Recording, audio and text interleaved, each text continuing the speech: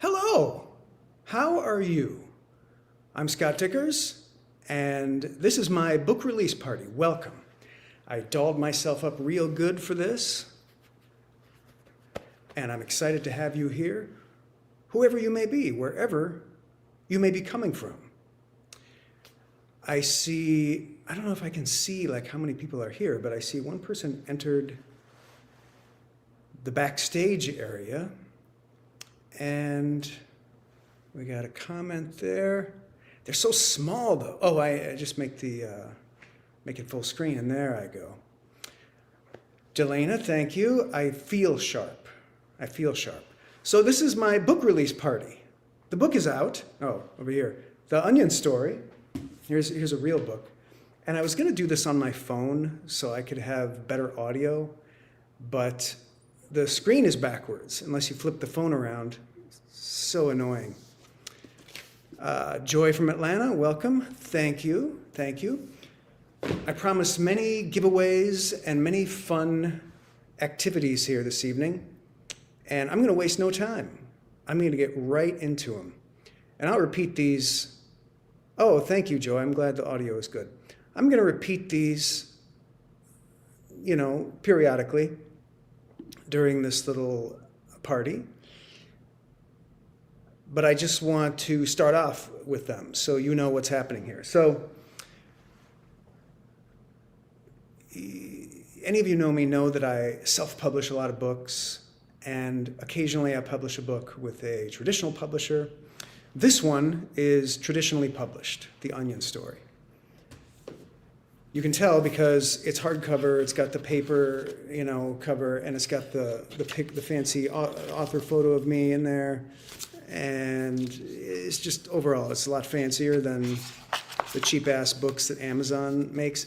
Amazon books, when you self-publish them, paperback is their standard way of doing it. The paper that they use on those, it's coated with so many PFAS.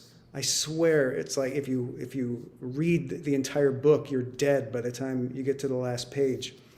They're oily with PFAS. But this is like crisp, American-made paper. So if you haven't ordered your copy of The Onion Story, you can go to Amazon or your local bookstore or, where else is there? Books A Million, Barnes & Noble, anywhere you want, and pick up the book. The purpose of this giveaway that I'm doing is to do the most difficult thing in publishing, which is, and it's very important, to get people to write reviews of your book. Very important. And they come in eventually, over time. But Amazon really likes to see them in the beginning. And so having a little bit of a party and incentives, giveaways, makes it a lot easier to incentivize you to write a review. Now, obviously, the book just came out, so you probably haven't read the book. That's fine. I'm going to send you the link to write a review after you read the book.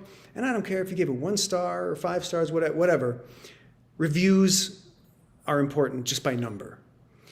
And so what I'm going to do is I'm going to give away some prizes, and everybody wins. And there's different levels of prizes, but everybody wins something. And I want you to email me a screenshot of your review, and I will enter you in the giveaway. And you can even, this is the great part about this giveaway, you can tell me the prize that you want, okay? I'm excited about all these prizes, but I want to give you what you want if you are selected to win the giveaway. And so let's go into those. What are those? What am I giving away here? Prize number 1 is a Disney lawyer's legal review of The Onion's first book, which is arguably funnier than the actual book. Well, that's not true. It's a very good book. Our Dumb Century. I'm very proud of it. Super funny. But we published it with Hyperion. We signed a deal with them, and they gave us a big advance.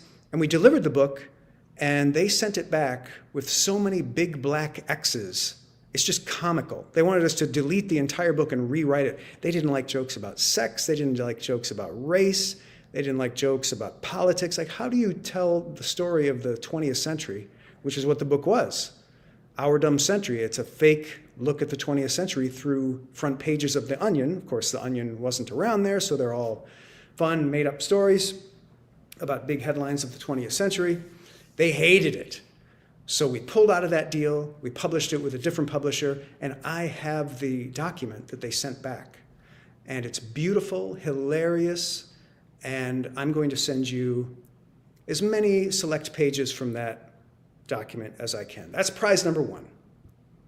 Prize number 2, I'm going to give you 3 movies with full commentary tracks. My movies Spaceman, which was sold for international distribution through Palm Pictures, but the rights have reverted back to me because it was like a 10-year deal. So I own the movie.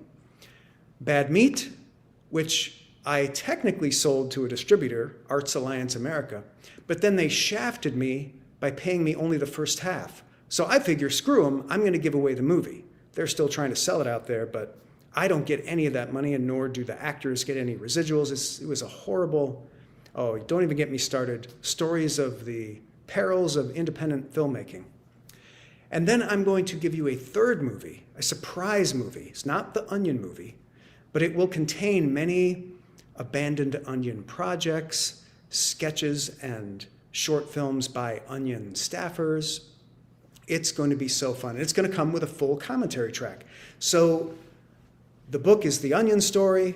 It's the story of the Onion's founding up to the present.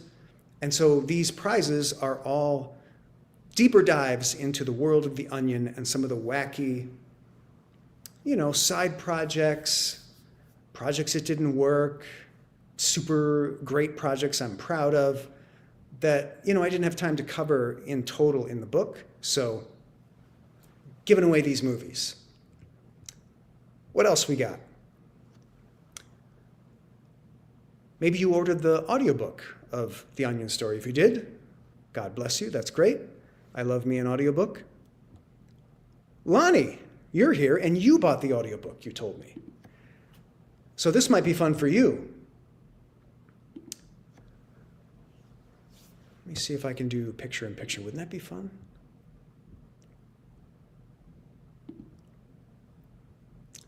I don't think they're going to let me.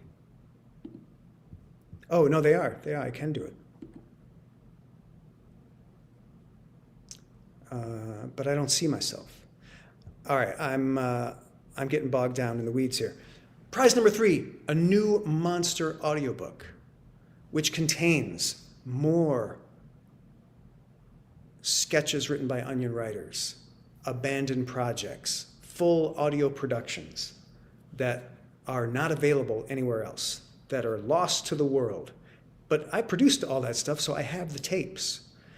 And it's going to be super fun to put those together and offer them to you on a limited basis as a giveaway for reviewing my book. Prize number 4 is a $100 Amazon gift card. You can't beat that.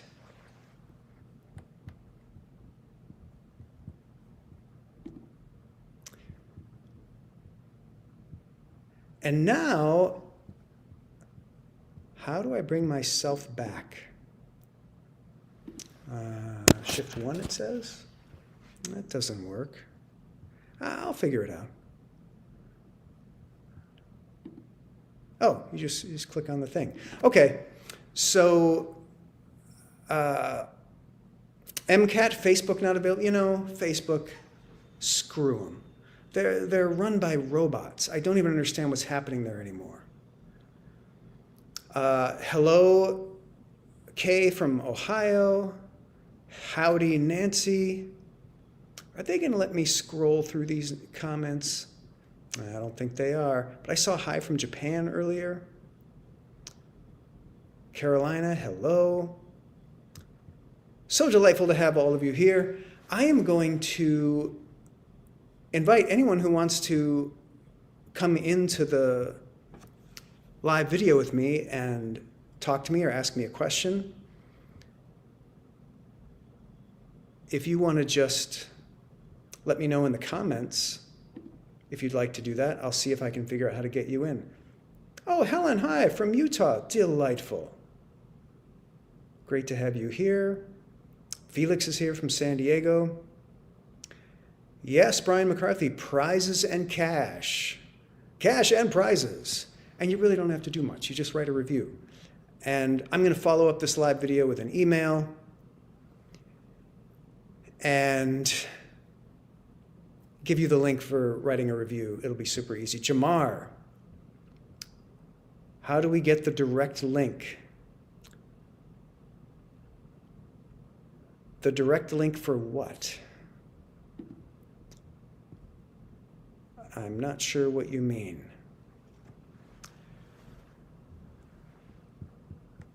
Well, so I know I've done this before where, invite. You can invite people.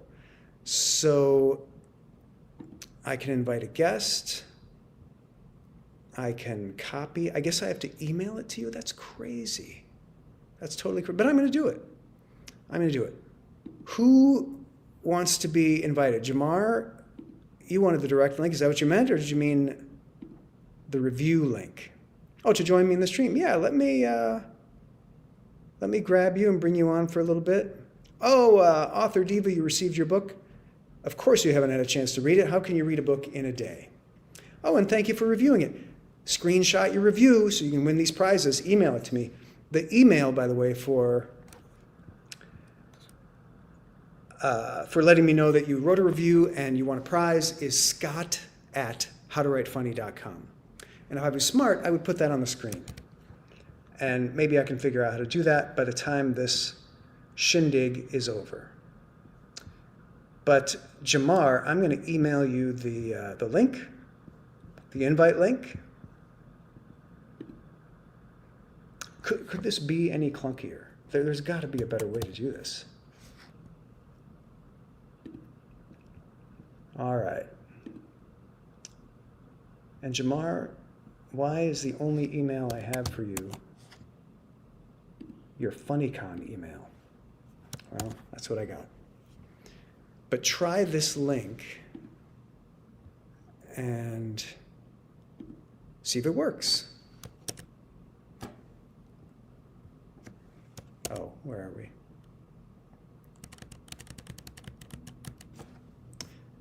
We're here. How many pages in the book, Felix wants to know? Well, I can tell you because I have the book right here. It has, it's a very important book. When you write a book, often the question you get, it's not the question any author expects. The question is, how many pages is it? Like, how long is it? It's just funny. It's a great question. The last page of the book, 240. It's 274. So it's a very normal sized book, very, very standard book. Nothing crazy. It's not one of these 500-page tomes. Who wants to read that? We're all getting older. Nobody's got that kind of time. Julie, you were using the wrong account. Hello. You liked the mystery voice, very Halloween-y. What mystery voice do you speak of? Am I going to send a link for the book? You know what? That would be so smart, wouldn't it, to send a link for the book? Just go to Amazon and enter The Onion Story. It'll show right up. Or wherever you like to buy books. Just enter The Onion Story. The book will be there. All right? That's probably easier.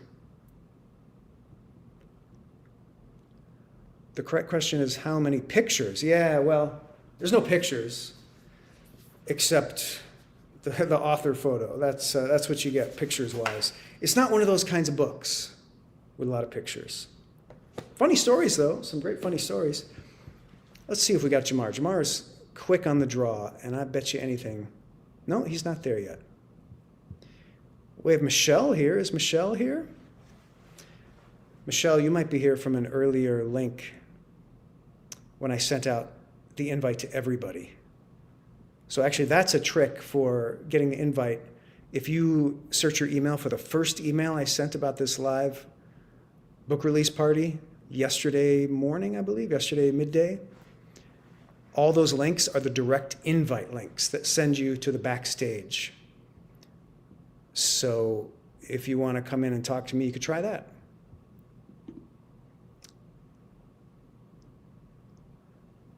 Hey, Ryan Kilpatrick is here. No link in your email. Yeah, Jamar, I sent it to your FunnyCon email. Hopefully you have access to that easy.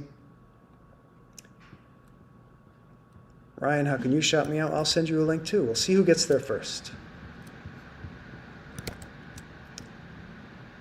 All right. Ryan Kilpatrick sending the link.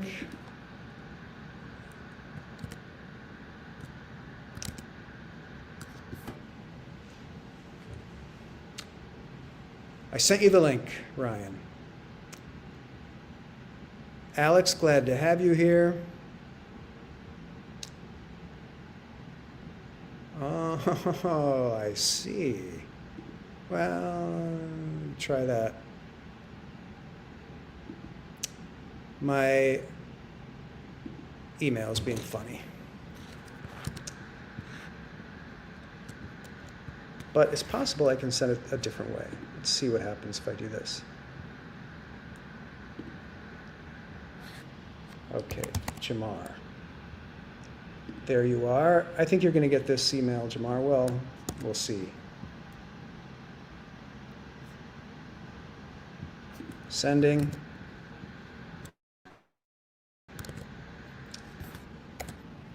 And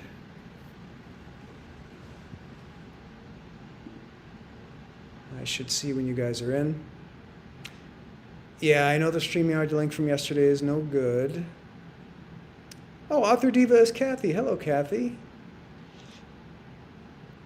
Oh, and I'm going to try you, Ryan, in my other email as well, because my main email is giving me trouble.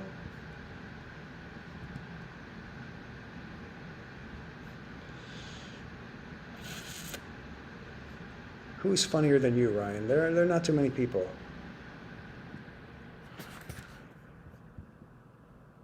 Okay, so yeah, now I know what I can do. This is fascinating, isn't it? I'm going to go to and grab your email here.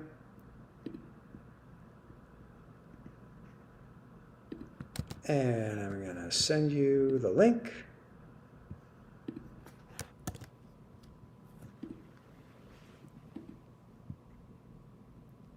And here it comes.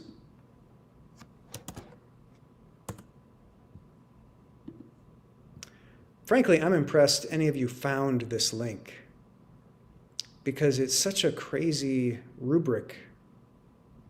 I used to do live videos all the time, but you know, they always change things. Felix, I won't put you on if you're not wearing any clothes, so no worries. But you know, they can all see us now. They can all see us through the phone cameras and the computer cameras. They're all watching us. The Hee Hee Ha Ha Show says, you like the dope Johnny Cash outfit? Yeah, so do I. It's very classy, isn't it? I want it to be all dolled up nice for the party, you know. So I got the three-piece suit. I might loosen things up a little later and take off the suit jacket. If things get really crazy, look out for that. Okay. I don't know what's going on with my email. That's crazy. We're just going to cancel that and get rid of that.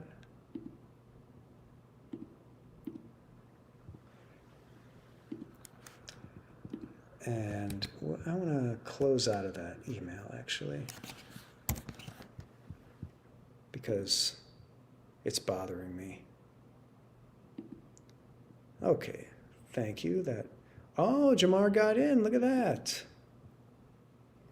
I could straighten the tie. You know what, Felix? I could straighten the tie, but you know how often I wear a suit? You know, I need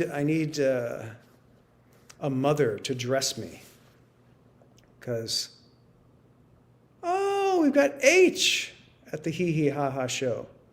All right, Jamar, I'm going to pull you in here and see what you've got to say, Mr. Man. What's going Hello, on, Jamar. Scott? How's it going? Congratulations on the party. Thank you, sir. Thank you. What's going on in Purple World? World. Well, Well, for for one thing, a a little bit bit of double double audio. audio. I I think, think it it might, might. yeah, Yeah, it might be. It might be what? might be, Might be on your. Oh, I'm Because sure you it have- is. do you have Do you have your YouTube YouTube and yours open? StreamYard? Yeah, I don't know that I have YouTube open.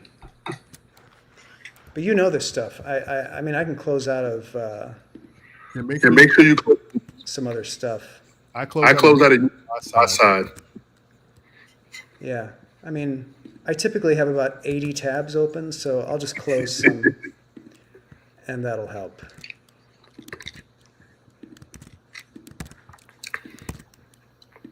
Jamar, what's going on in your world? Any questions about the onion, the onion's history? Absolutely. Well, I want I want to wait. Sound issue issue resolved because I was hearing hearing double. Oh, you're hearing an echo or a double? the The audience. audience, I'm I'm hearing it. That's terrible. I'm gonna I'm going to put headphones on.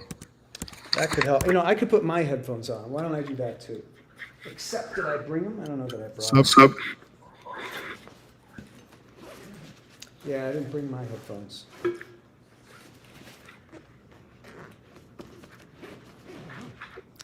So, don't have that option.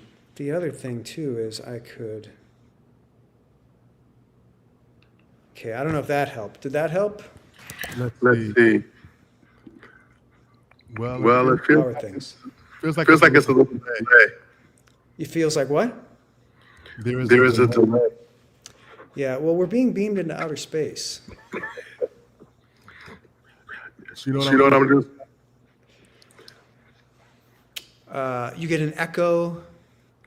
Yeah, you got reverb. You're getting reverb. You know, I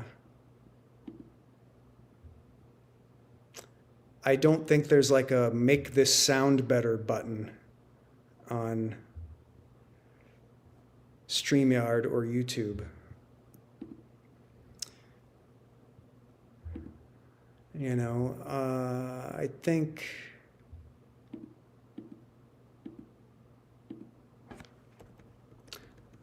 Oh, I know what's happening.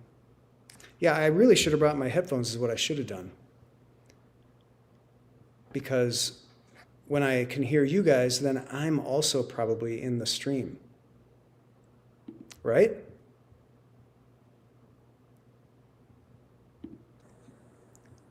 Jamar is gone. But look who's here. Batman is here. Well, so it's I wouldn't miss this for the world. I wouldn't miss this for the world. Scott Dikkers, Scott, I just want to say something real quick. Everyone, this is the most important thing ever in the history of my life. This is You my graduated from Trump University. Right? No, this comedy business school. Hey, that was the funniest thing you ever said. So I do hear an echo. It doesn't matter. I want to say one thing. The book was available. I wouldn't have bought it already. I'm seven chapters in. Thank you. Great. Anything you do, Scott's about making that money for teaching people how to make money from comedy. Awesome stuff. I appreciate you saying so. So I guess we're echoing, but not you. What about the echo, Ryan? I can hear it. When you talk, it's fine. But I can hear the echo, and Jamar can hear the echo. That's very strange. Well, congratulations, my friend.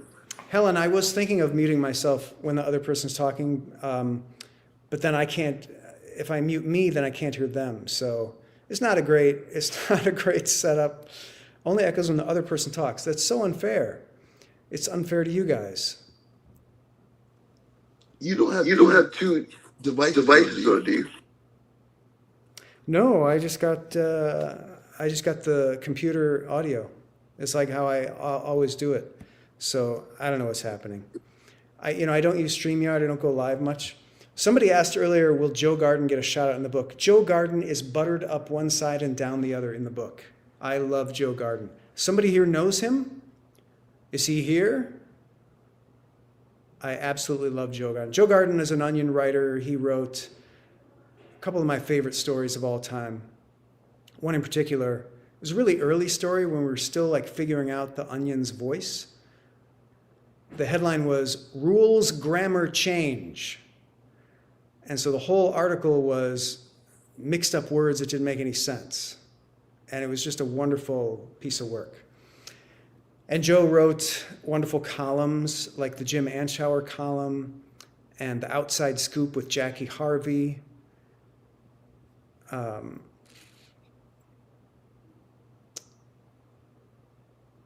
getting a lot of advice from you all. I appreciate that I should mute myself when the other person is talking, but if I do that, I can't hear them, and that's a problem.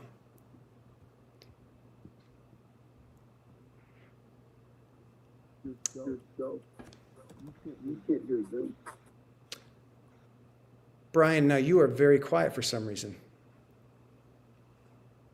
And now you're muted. The echo's not as bad when you're quiet? Ryan, I got my volume all the way up and I can't hear you. You're so quiet. I'm not sure what's happening.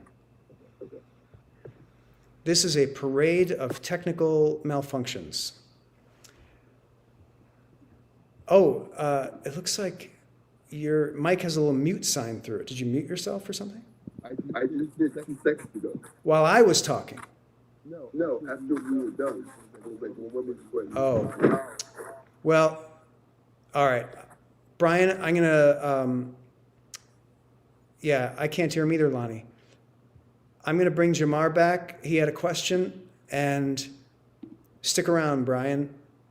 I hope to see you soon. Thanks for all the kind words. You're awesome.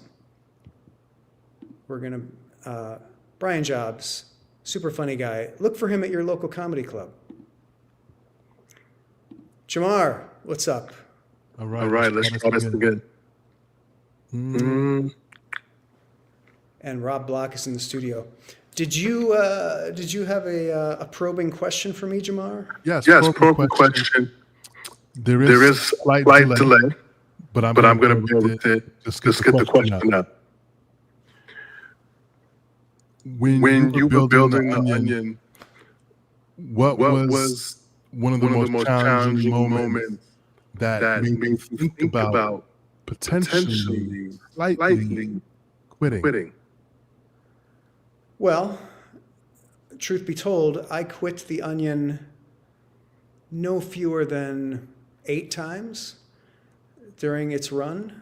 I quit after year 1. No, like at the 6-month mark, I stepped back. I still drew my cartoons, but I didn't do any other work really. And the 2 guys who founded it and ran it that first year came back to me after I wasn't there for 6 months and offered to sell it to me. And I thought, all right, I'm buying it. I'm in. And then, so I was back in, and then I ran it. And after probably 2 or 3 years, I took a big step back. I wouldn't call it quitting, but I did delegate a lot. So I stepped back, worked on my own stuff. I did that 3 or 4 more times. I left to make my movies. Those are more like hiati than quitting. I thought I quit for good. What's that? Hiati. I like that. It's Yeah. like pre-eye. So in 2005 was when I thought I was quit for good. Sorry, did I say 2005? 6, 7. I think it was 2006 or 7. Because I had done the Onion News Network and we'd done a second original book, and the Onion was kind of like a household name by that point. I felt like, okay, I've done all I can. And then they asked me back again. I leave and then they ask me back, you know. So I left in 2001. They asked me back in 2005. I left in 2007. They asked me back in 12 or something. And so, yeah, the answer to your question is many, many, many times did I not only think of quitting, actually quit. Rob, you bought the Onion audiobook a few hours ago? You bought the wrong one. You have a book of Onion recipes. That's a good one. Rob is always there with the jokes. Good job. You got one more, Jamar, and then I'll bring Rob in. I got one more. So when you walked away the final time, obviously it's an institution in Chicago. Some investors bought it. How did you feel seeing it live on without you, knowing that you were never going to go back? I love that question. Thank you, Jamar. So it was about 2014, 2015. I left for the final time, but I still had an association with the Onion because I was building this training center at the Second City where we were teaching people to write in the Onion style. So I was running that program, I was teaching the courses, and it was basically like a farm team to feed new writers into the Onion staff from Chicago. And so I ran that for like 3 or 4 years, and it was a very slow process of like not really going back into the Onion office much, not being involved in the day-to-day, but running these courses and, teaching people how to write Onion stories. And really, I'm teaching the fundamentals of comedy writing like I do now, but using Onion stories as kind of a framework that everybody can understand. And when I finally stopped doing that, I think it was maybe 2018 or something like that, that's when they started selling it to these, I don't know what they were. Vultures? Yeah, there was some sort of like capital investment. Venture. Well, they call it venture capital. Right. But I think it was it's a also venture vulture. capital firm. It was like a hedge fund or something bought it. Terrible mistake. But first they sold it to Go Media, which is like some kind of Mexican company, I believe, or Latino media company. And it was a real head scratcher for Onion fans. Like, they sold to who? I forget the name of it. It's like a major Spanish language network. I forget the name of it. But it wasn't Telemundo. I can't even remember. But that was weird. And then they sold it to somebody else, the private equity firm or whatever. And then they sold it to someone. It was ridiculous. But here's how I felt during all that. I knew that the writing staff was fairly cocooned in their little world. And they were doing their best to keep all the vultures out of their world and to prevent them from affecting the content. And so every time I picked up The Onion or saw it online, I always was happy that the jokes kept coming and they felt genuine. They didn't feel like they were being controlled by advertising or big money or any kind of editorial oversight or influence or anything. And now with the new owners who just bought a year or so ago, these guys are really smart. And now the writers not only are protected from bad influence, they're encouraged and they're helped along and their pet projects are funded, and it's just like a beautiful situation for them now, so I couldn't be happier. Thanks for the great questions, Jamar. Stick around if you want to come back. And great to see you. Rob, what's going on with you, buddy? Are you there? Rob may have stepped away.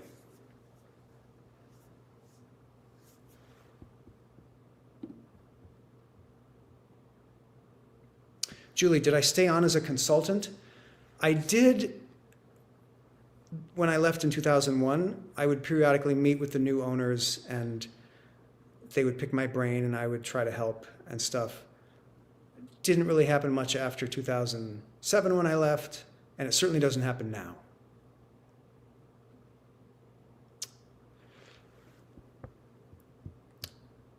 Well, Rob, if you want to come back later, you are welcome.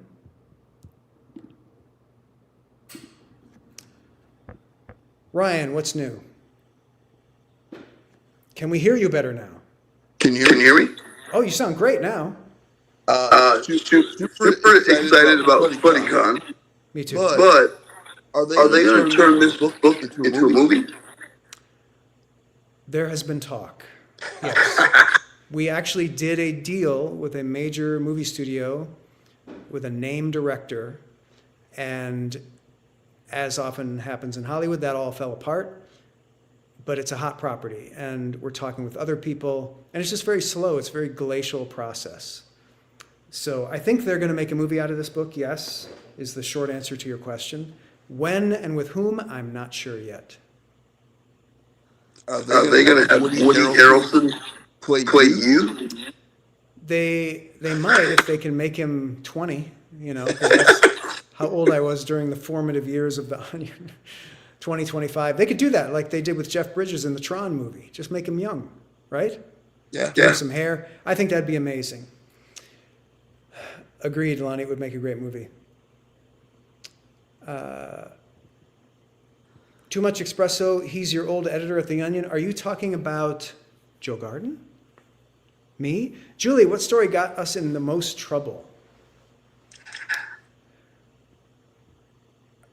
I know the answer. What's that? I know the answer. Let's hear it. What's the answer? You had a sex article that was too aggressive, and they cut it out. It was like, am I wrong on this? Yeah, you might be talking about the article. The headline was Larry Flint has sex with own mother in outhouse. So speaking of Woody Harrelson, he played Larry Flint in that great movie, The People versus Larry Flint, about the rise of Hustler magazine. But so the whole story of that movie was, not the whole story, but like the climax, was him getting sued by Jerry Falwell, who's this awful reverend of the moral majority, who they made fun of in Hustler magazine in the crudest possible way. And Jerry Falwell sued them, and it went all the way to the Supreme Court. And the Supreme Court, imagine this, came down 9-0 Wow. in favor of Larry Flint. They said the First Amendment is absolute.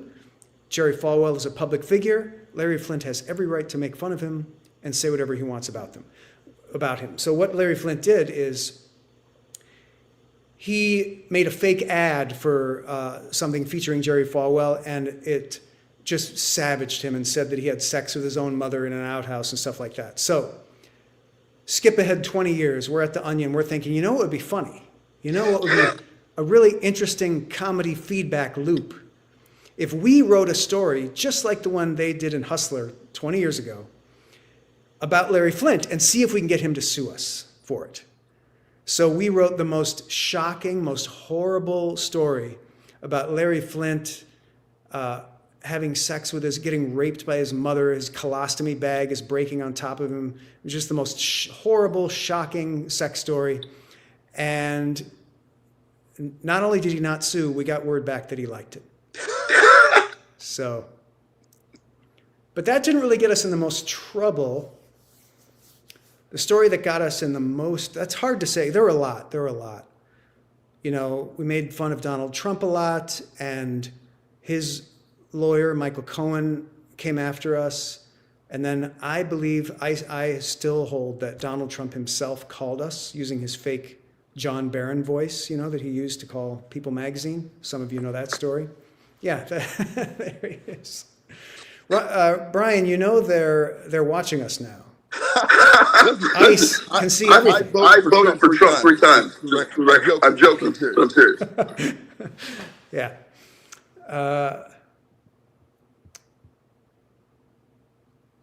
Lonnie, you can DoorDash from Hustler stores. That's good. We should be able to do that. Brian, have you got a question for me about the Onion history, about anything in the book you've read so far that has confused and confounded you, that you need clarification about? No, I'm at chapter 7. I just want to know, does Stephen Colbert and Jon Stewart pay you residuals for fake news because you started that? No, but they like me, and whenever I have seen them and met them, we've been very friendly.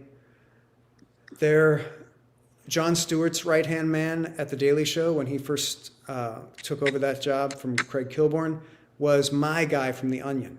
Nice. And Stephen Colbert's executive producer on his show, The Colbert Report, was another right-hand man of mine from The Onion. So The Onion literally fed the top talent from those shows. Gotcha. MCAT, the Des Moines Public Library, features The Onion story to reserve. That's great. Yeah, check your local library. If they don't have The Onion story, ask them about it. Brian, I'm going to go through the prizes again now because I want to incentivize everybody to Go for it. to write a review for the book. And thanks for chatting, Brian. I hope you'll stick around. Always Always a pleasure. Indeed it is. So here's what we got going here, everybody. The new book, The Onion Story.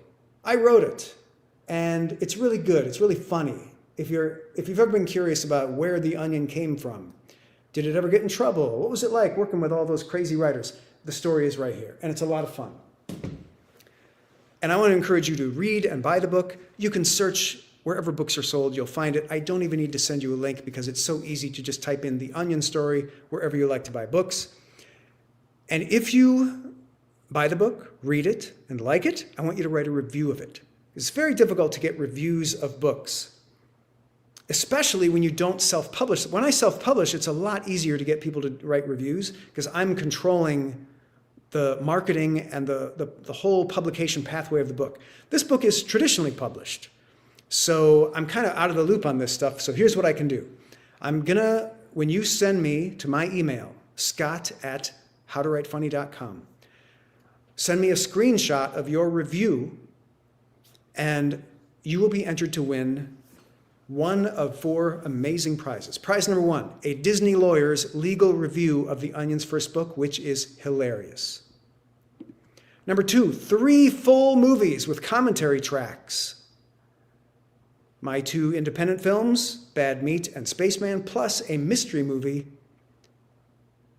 which is just going to be an incredible collection of really cool, never before seen or found Onion-related stories, movies, and footage, all with commentary. Prize number 3, a new monster audiobook filled with never before heard audio, written and performed by Onion writers, myself, and associated goofballs, abandoned projects, fun stuff, radio ads we did. It's going to be fun. And prize number 4, a $100 Amazon gift card. For those of you who have no interest in fun gifts and just want the money to spend yourself, like my teenage son, that's your prize. So to repeat, see if I can remember how to get myself back on here. I remember. You just do this. To repeat, all you got to do is you got to pick up The Onion Story, wherever you buy books, and then write a review. You can write a review on Amazon. You can write a review on Goodreads or any other place where you buy books. I happen to know that about 80% of all book sales happen on Amazon. So I say Amazon, even though the other booksellers hate when you do that. What can you do? Write a review on Amazon. Take a screenshot of it, email it to me at scott@howtowritefunny.com. You'll be entered to win one of those prizes. Everybody's a winner. And you can even tell me what prize you want and like. And that's the one that you might well get. All right? H, you're so excited to read it. Do you do the audio yourself if I get from Amazon? Yes, I read the book for the audiobook of this book. I did indeed. And here is a sample of the audiobook. As I edited pages and filled them out, I could sometimes write whole missing stories by simply stringing together scrawled suggestions writers had made and just adding connective tissue. I could make subheadlines and photo captions from their notes. The notes also let me know when a story wasn't working. If enough people wrote, "This isn't funny," "This doesn't work," or "What's this?" I would at least know what direction not to go, which was often all it took to find a better take and rewrite the story myself. That's what the audiobook sounds like, though the quality is much better because I'm sure this sounds like garbage in this live stream. Rob, you say if you listen to the audiobook, can you write a review or do you have to narrate it? You can do either, actually, on Amazon. You can make a video of yourself giving a review, and actually, here's a trick. for Amazon, if you're trying to build a platform, if you're trying to get people to come to your social media, notice you, put your face online more, like let's say you do comedy, make a video of your review and it will always be at the top of the reviews on Amazon. Great way to get seen. There's a little hack for you. Oh, Brian, I wish there were pictures on the audiobook. I've done audiobooks in the past that had like supplementary material, which is super cool and super fun to do. You know, they didn't offer it on this one. What can you do? I really wish that I could scroll back through the comments, but they don't give me that ability. Oh, no, wait, they do. They do. Look at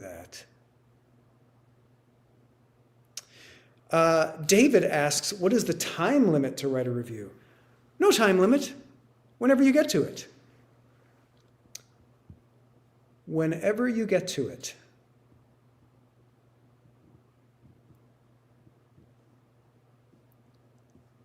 I'm just scrolling through some of the other questions here.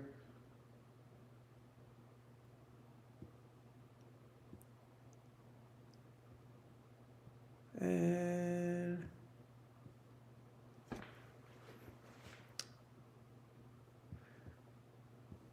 thanks for asking that question twice, David. I hope you're still around to get the answer. Maybe people left because there's too. Is the reverb still happening? Jamar?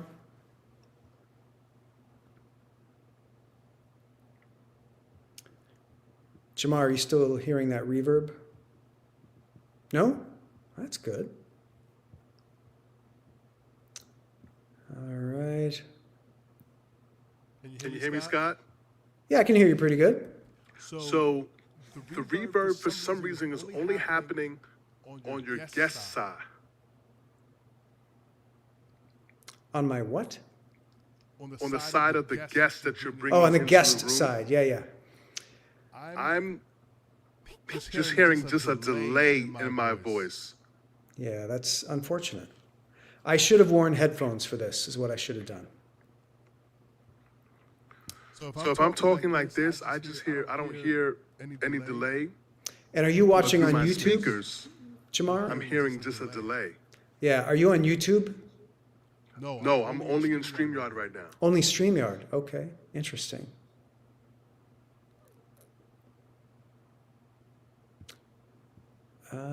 Just scrolling through the questions here. So Too Much Espresso, if you're still here. So Joe was features editor for a long time. And he was so fun. I don't know if you ever got to go into the office. And at what period, I would love to know what period you were working under Joe to know if our eras crossed paths.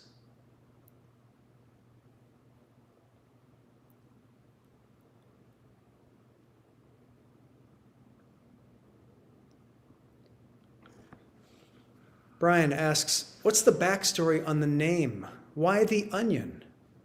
Were there other root vegetables in the running? So if you read the book, you will learn that when the onion was first conceived, the name was the rag. They were going to call it the rag. And Tim Keck was the driving force. He was the guy who had the idea to do it. He came from a newspaper family. And he roped in Chris Johnson, who was his business partner, and those two guys founded The Onion. And they brought me in right away because I was kind of the big man on campus in terms of comedy. And so they wanted me involved. And they told me it was called The Rag. And so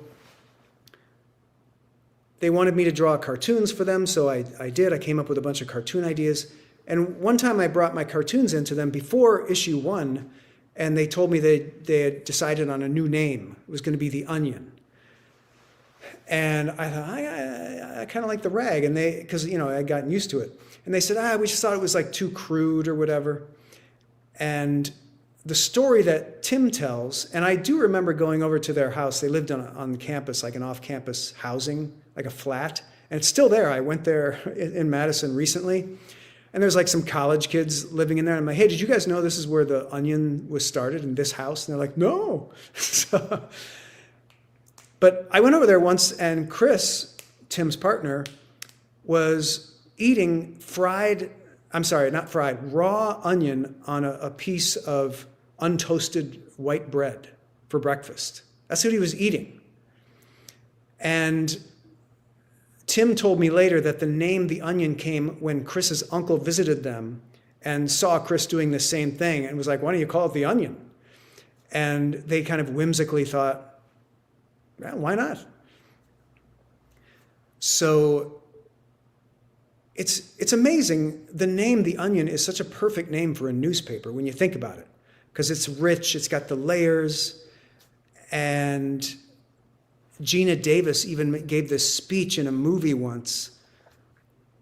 I think it was after The Onion was a thing, where she compared a good news story to an onion because you can peel back the layers to get at the facts. And so it was very, prescient, very fortuitous. And I don't understand why that name was never in the accepted pantheon of newspaper names, like the Herald or the Beacon, because The Onion is just such a great name.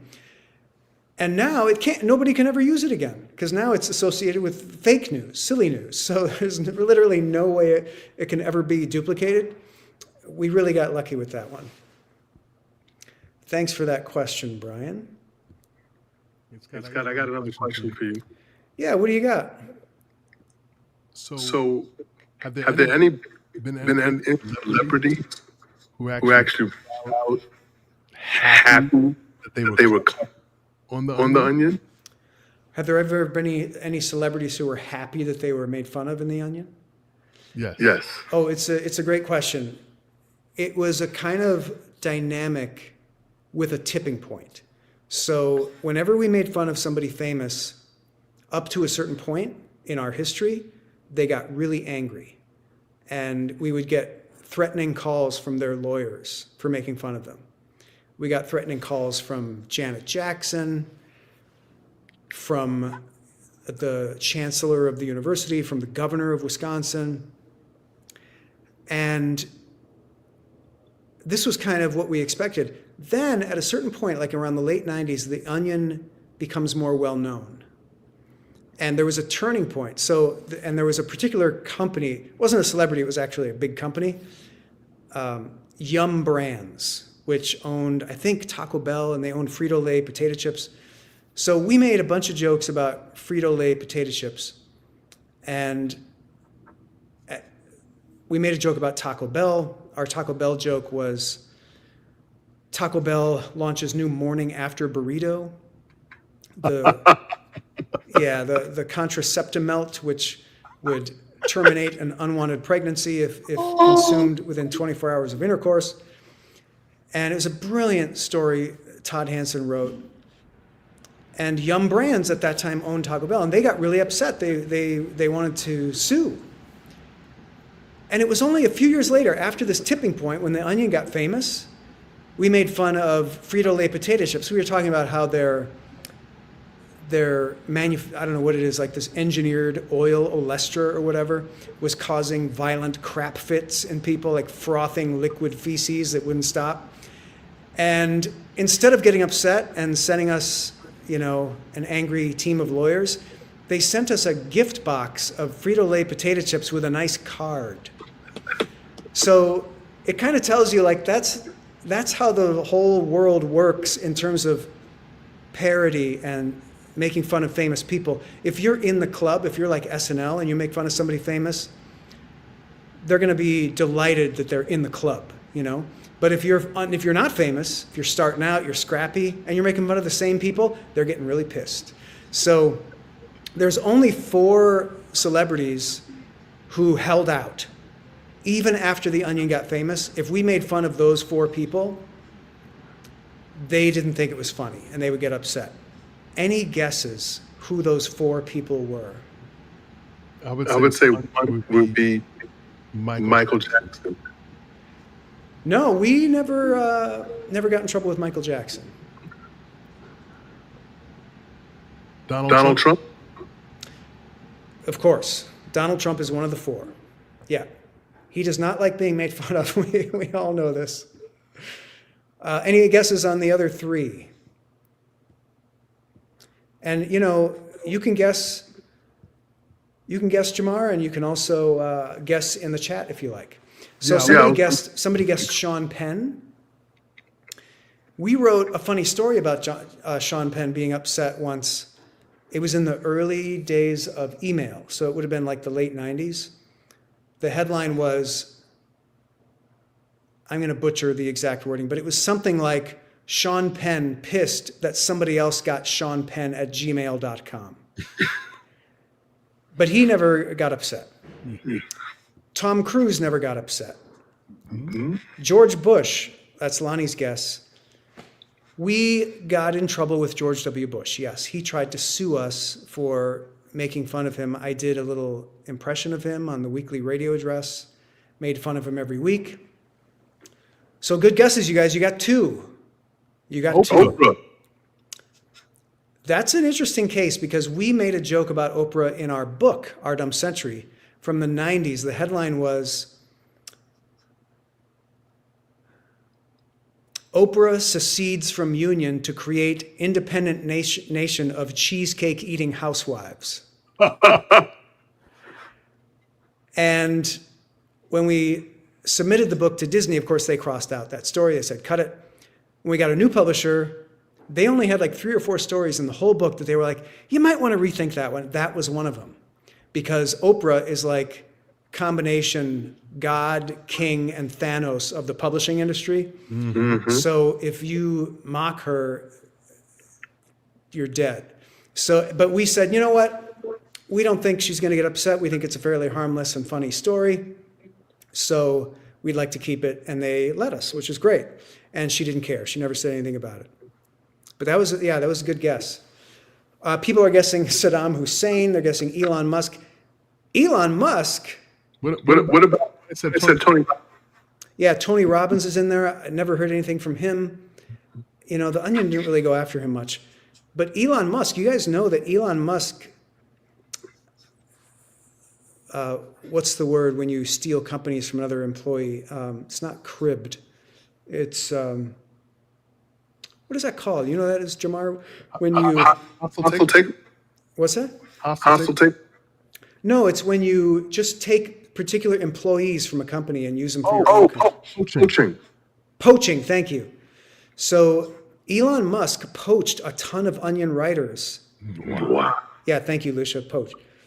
To create his own comedy thing called Thud. And he invested a ton of money. And it went like a thud. And it landed like a thud. And it was a total disaster. And he sold it back to them.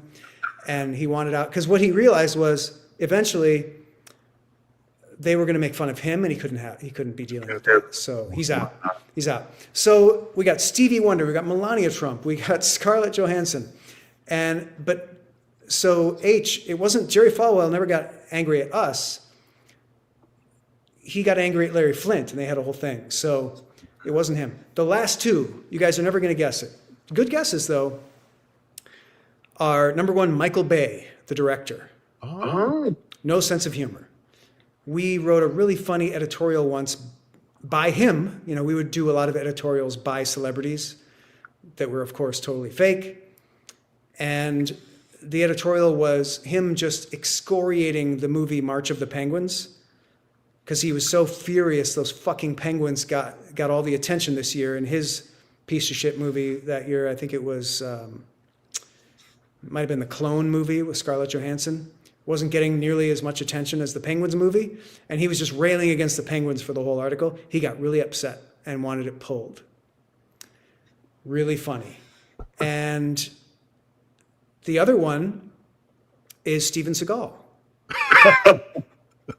So, what's that? Fake. I'm still not hearing you. You're getting cut off a little bit, Jamar. Fake martial artist. Fake martial artist. Yeah, so the funny thing about Steven Seagal is you make fun of him, he doesn't like it, but then he ends up being in the Onion movie. They cast him and he's in the Onion movie. He plays the cock puncher.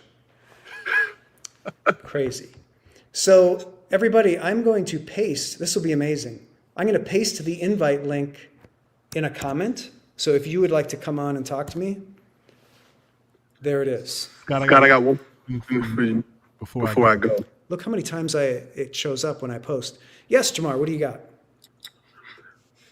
Have you Anyone on on your team calculate the the total total of of earned earned media that that you've created or or other other brand brand by by me about them? Boy, that's a great question. Maybe somebody has. I never have. I'm gonna I'm gonna go to A. let's see Let's see if I can find. Oh, yeah, do that. That'd be interesting. Somebody said Al Gore, so I have a great Al Gore story. The Pope doesn't care. He can't read The Onion. But Felix, you proposed Al Gore. So we made fun of Al Gore a fair amount, but Al Gore, far from being angry at The Onion, he called us and wanted us to make a TV show for a network that he bought called Current TV in the mid-2000s. And he came to our office and he met with us with a couple of Current TV executives, met with me and my managing editor and a couple of guys from the business staff of The Onion. And we had this great meeting. He was super great at running a meeting. He was really smart. He had a great pitch for why we should do an Onion show on his network. And this was, like 4 or 5 years after he lost to George W. Bush. Well, now we know he won, but technically, at the time he lost. The Supreme Court, declared George W. Bush the winner prematurely. And this is one of many adventures I had at The Onion. And so, I'm kind of a recluse. I don't really tell people what's going on with me very often.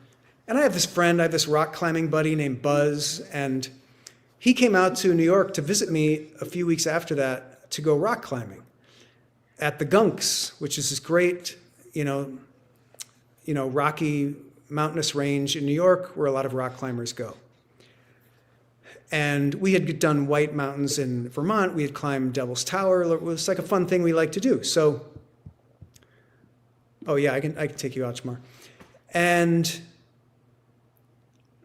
Buzz comes and stays with me in New York for a few days. And before we go up to the Gunks, I show him around the city a little bit. We're walking through Central Park. And what should happen but a stream of black SUVs pull up to like where they do Shakespeare in the Park, and all these Secret Service get out. And Buzz and I are like, what the fuck is happening? What's this? And then Al Gore and Tipper Gore and their son get out. And Buzz and I are just like walking through the grass, close. We're getting pretty close. And Buzz is like, oh my God, that's Al Gore. And then Al Gore sees me and he goes, Scott! And I go, Al! And I go up and I like shake his hand, how you doing? And he goes, this is my wife, Tipper. And we're doing an event here till 10. You see the sign posted on the wall? Okay, so where's the club room? What's that? So it's not where they're doing a Halloween party yet? It's reserved. Oh. All right. So Buzz is like, what in the hell is happening? What is this? So I had to tell him the whole story. That was a lot of fun. Cher. No, I never knew Cher to be upset with anything that we did at The Onion. So everybody watching, you saw the invite link I put up there. If anybody wants to come on and talk to me, reminisce about The Onion, ask me questions, you are welcome to click on that link and you'll get put in the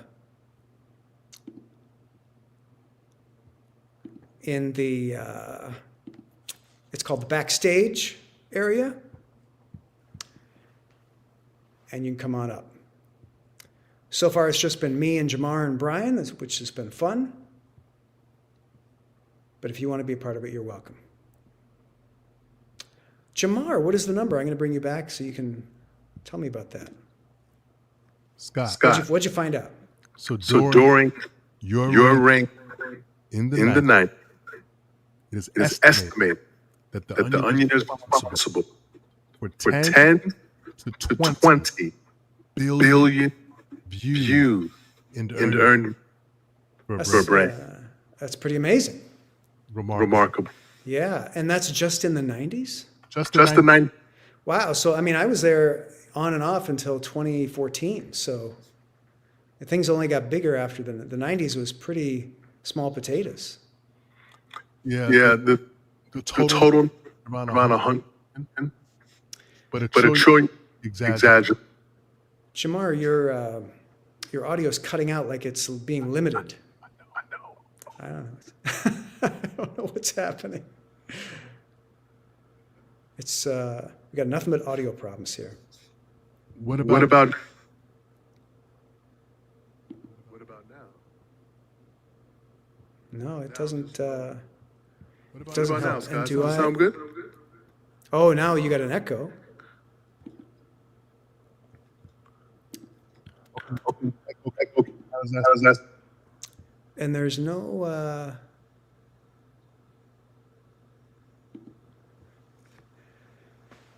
Thanks, Go Taxi Adam 77. Appreciate it. So Scott, now you're doubling. You see, now you're coming out of only my left speaker. That's kind of cool. Oh.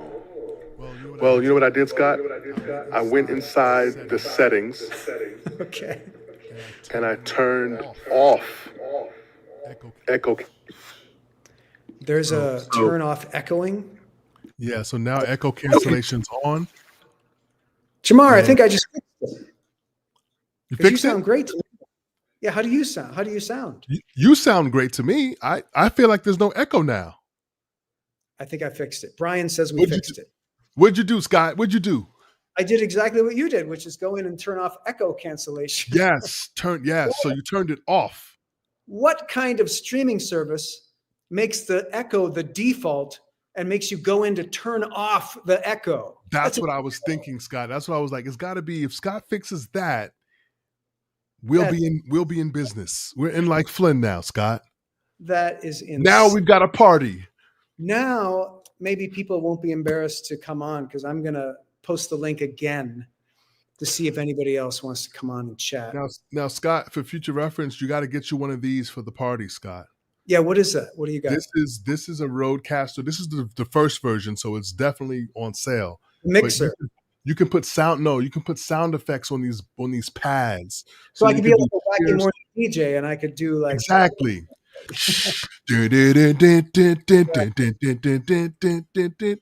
Wow. But Scott, 10. Let's redo that, Scott. No, Do that's you know how much earned media you've received at the Onion in the 90s? just people talking about the Onion.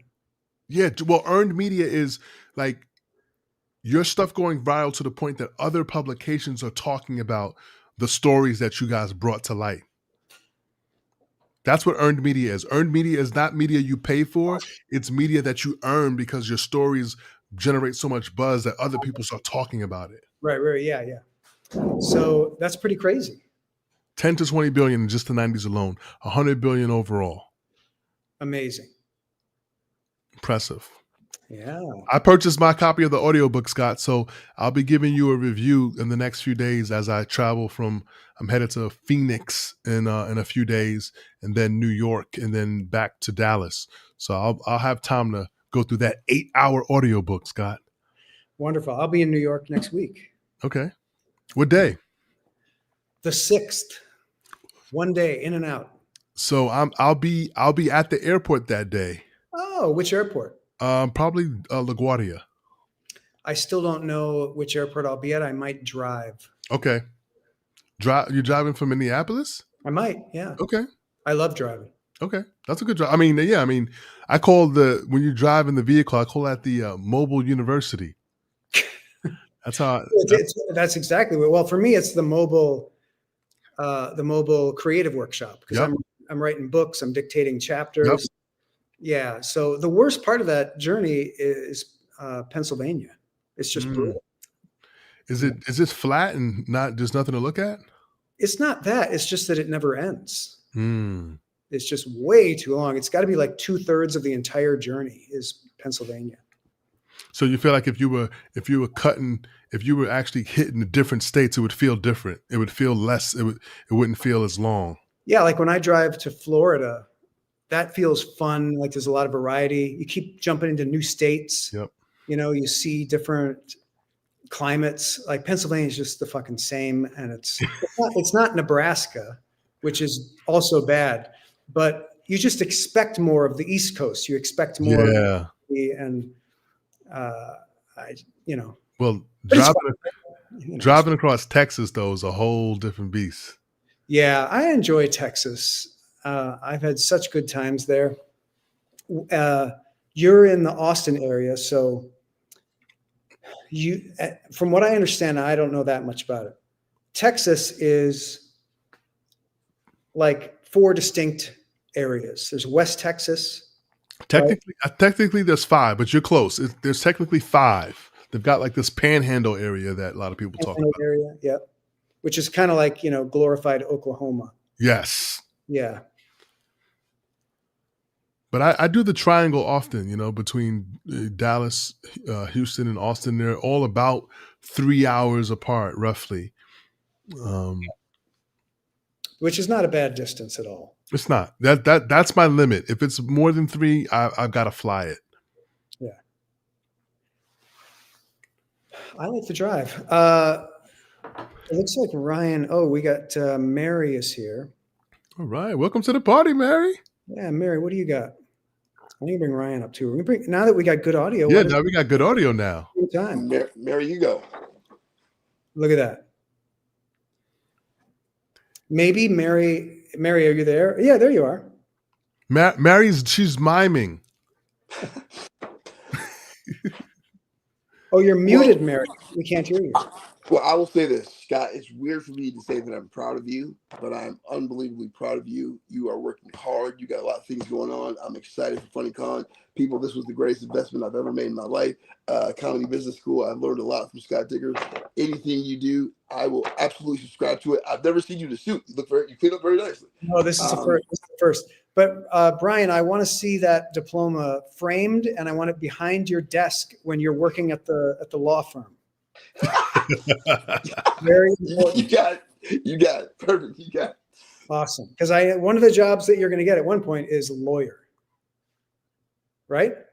You are correct. It's never too late in life to become what you thought you would be. Yeah. Mary, what's up? He's the best lawyer ever.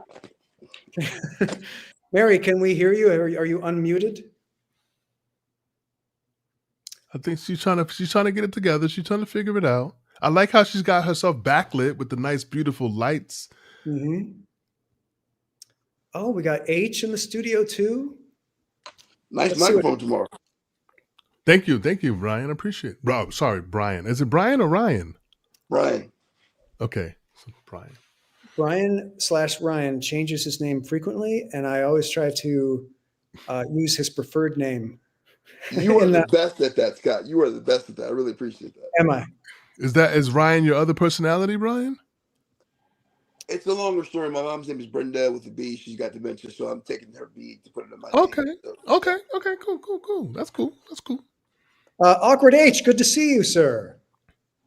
Good to see you too, sir. Where are you at? Looks like you're in a lovely outdoor environment. Yeah, so I'm still living the vagabond life like a lot of artists, so no complaints there. But I'm at my buddy's place in Vegas for winter, and she owns a doggy daycare. So how cool is this? It's all lit up at nighttime. So if like 6 dogs accost me shortly, that's why. If they run out for playtime, then you know the context. That sounds like an enormous amount of fun. It is. But thank you. I don't really want to get on and do anything. I just wanted to share gratitude for everything that you've done for the world and comedy. I've been simping for you, man, for a while. So it's an honor to just to watch you show us how to do the game better. Well, I appreciate that, H. Appreciate it very much. And I'm excited for you to get attacked by dogs real soon. I hope not. I'm a cat man, but I do like the dogs too. But the tattoos are cats. Awesome. Yeah, I'm a cat guy myself, though I now have an adopted dog. So what can I do? And so did you want to out H? You just want to pop in and say hey? Yeah, I just wanted to say hey and thanks, and also to just a call back to Lonnie who asked, "Are you doing a tour? And if so, what's the deets on that? Like a book tour, signing, all that stuff." They don't really do book tours anymore unless you're like a big celebrity. But you are. No, I used to do book tours. I've done them a few times for other books, but Okay. not this one. So, everything's online now. The pandemic really changed things. So yeah. That's true. You do your own book tours, right? This is kind of a book tour of Yeah, I sorts. mean, it's like an online, it's an online book tour. Sure. Yeah. There's people here from all over. So I'll take Awesome. that. Thank you, Scott. Yeah, you're Scott, welcome. Thank you so Scott, much for popping in. Yes. did you have a stalker one time you were concerned about coming to a book signing event? Yeah, that story is in the book. Our beloved stalker, the Onion's biggest fan. Yeah, we did a book signing event for our first book, and he had been sending all these threatening letters, and so we got a policeman to be at the book signing because I was afraid he's going to come and kill us all, and ended up having to get a restraining order against that guy. A real creeper. What was the dynamic? He just didn't like a joke you said or something, or He thought that we were, number one, anti-Christian, which we were, and number two, he thought we were distributing child pornography, which we weren't. But we had a comic strip in the Onion called Pathetic Geek Stories, created and drawn by the amazing Maria Schneider, where she took letters from readers telling her their most embarrassing moment. And it's almost always like some high school or elementary school thing, super embarrassing, getting their pants pulled down or, farting on a first kiss or whatever, all this sort of stuff. She would put it in her cartoon. And this stalker, this creeper, had just seen too many cute little drawings of elementary school kids' naked butts, I guess, that he thought, all right, that's child pornography. So this is my new cause. And, what can you do? But yeah, he came by the Onion office. He visited us and he created his own publication where the whole point of the publication was to call for my death. And that's what every issue, that was the thrust, the message, the editorial message of every issue was that I should die. wow.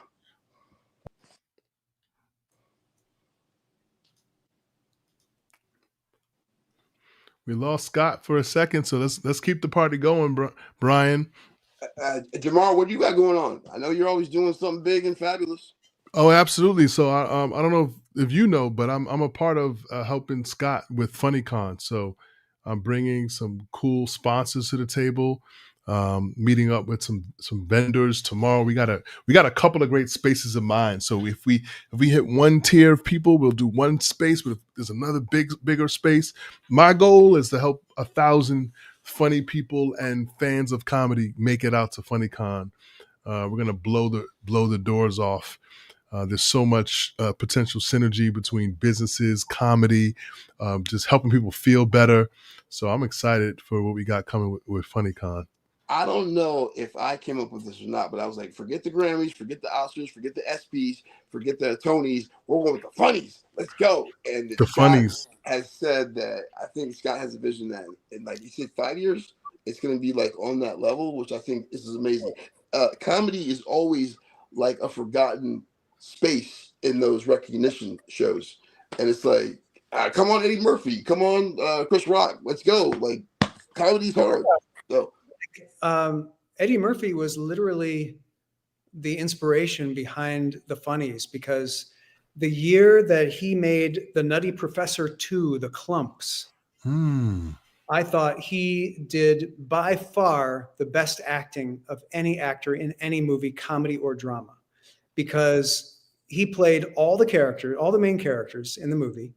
He played the two grandparents in the movie. And there's a B story, like a subplot, where the two grandparents have this, like, they rekindle their love affair. And I was literally getting choked up in that subplot. And I had to step back and say, holy crap, that's the same guy. It's Eddie Murphy doing all this. So not only is he bringing the emotion, he's doing the parts, and he's burying himself in every part. He's showing up at 3:30 in the morning to get all those prosthetics on. Yep. So my God, like how better of an actor do you have to be to win an award? I think the award went to, whoever played the developmentally disabled guy that year, whether it was Sean Penn or Daniel Day-Lewis or something like that. We could look it up, but whoever it was, their performance was nothing compared to Eddie Murphy's, and it angered me. So there needs to be a funny awards so that performances like that, or a performance like Jim Carrey in Cable Guy, Pet Detective. Liar, liar. No, I was thinking Pet Detective, because that was literally a tour de force performance that made him a movie star. But I want to say one more thing about Eddie Murphy. When he was in Dreamgirls and he got nominated for an Oscar, I'm like, this guy does it all. Action, comedy, drama. And that's what angered me, that he didn't get it for. Everyone wants to talk about who's the greatest comic of all time. Dave Chappelle is my guy that, like, when you talk about stand-up. But Eddie Murphy did so many things awesome, and he put so many people on. But Dreamgirls, I'm like, this is serious. He's nominated. Let's go. And I was disappointed. Yeah. But yeah, with Beyonce. What's that? Yeah, with Beyonce. Yeah. And yeah, so he wasn't even nominated for the Clumps. Wow. Wasn't even nominated. That's insane. Robbery. Oh, total robbery. So we're gonna. But Rodney Dangerfield said it best. We can't get no respect. It's like as important as it is. For some reason, you know why I think it is, Scott. I think because everybody is funny a little bit around their friends, so they think, well, I'm funny. So it's like it's almost like when someone's funny professionally, it's an affront to someone's, like, well, why can't I do it at that same level? And it's like, because you're not willing to suffer as much as we are. Exactly. Yeah. And, Eddie Murphy really is a giant of comedy, because when he broke out on SNL, he got cast on SNL at 19, and he was kind of the breakout star of the new cast. And then he comes out and releases his first stand-up special, the one where he's wearing the red leather suit. Raw, I think it was, or was it Delirious? I forget. What's it called? What is it called, Jamar? I think It was one of those. One of them. Yeah. Raw was the first one, and then Delirious. Okay, so Raw was first. But people didn't realize that he was a stand-up comic also. They just thought he was like a sketch performer on SNL. But he comes out and does Raw, and he's like got such command of the stage as a stand-up. He's so good at it. And they don't realize he's been doing it for 10 years at that point. 10 years, yeah. Funny story, though. When he first started doing stand-up, he went to New York City, and his dad dropped him off. Yes. And he was working at a club. They were supposed to pay him. They were like, we're not paying you. And his dad had to come pick him up. He's like, hey, man, you better find another job. This little comedy thing ain't working out for you. but that's an outrage. You're out of this profession. Hey,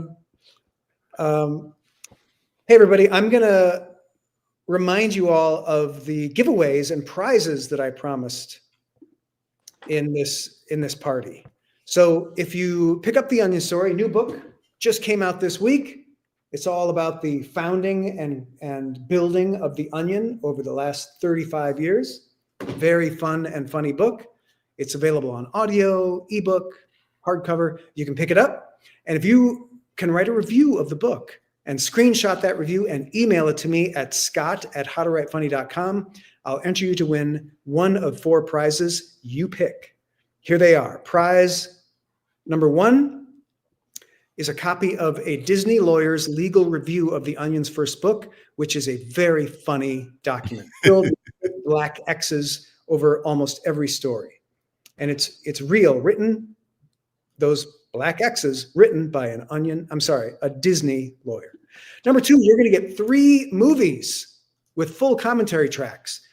my 2 independent films that I wrote and directed, plus a bonus movie that you're going to love. We'll call it a secret movie of undiscovered Onion adjacent material that's talked about in the book. Prize number 3, a new huge audiobook of lost Onion material written by Onion writers, performed by Onion writers. Really fun stuff, kind of an audio history of Onion projects, also talked about in the book at great length. Things like the Onion Radio News, the weekly radio address, clips from audiobooks. And then finally, number 4, a $100 Amazon gift card. You can't beat it.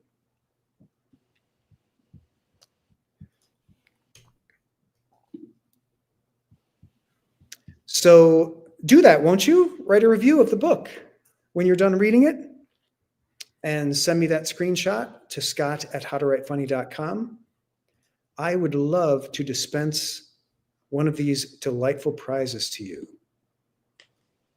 Scott, you are very methodical. I like the idea. Hey, there's an incentive. Do the review.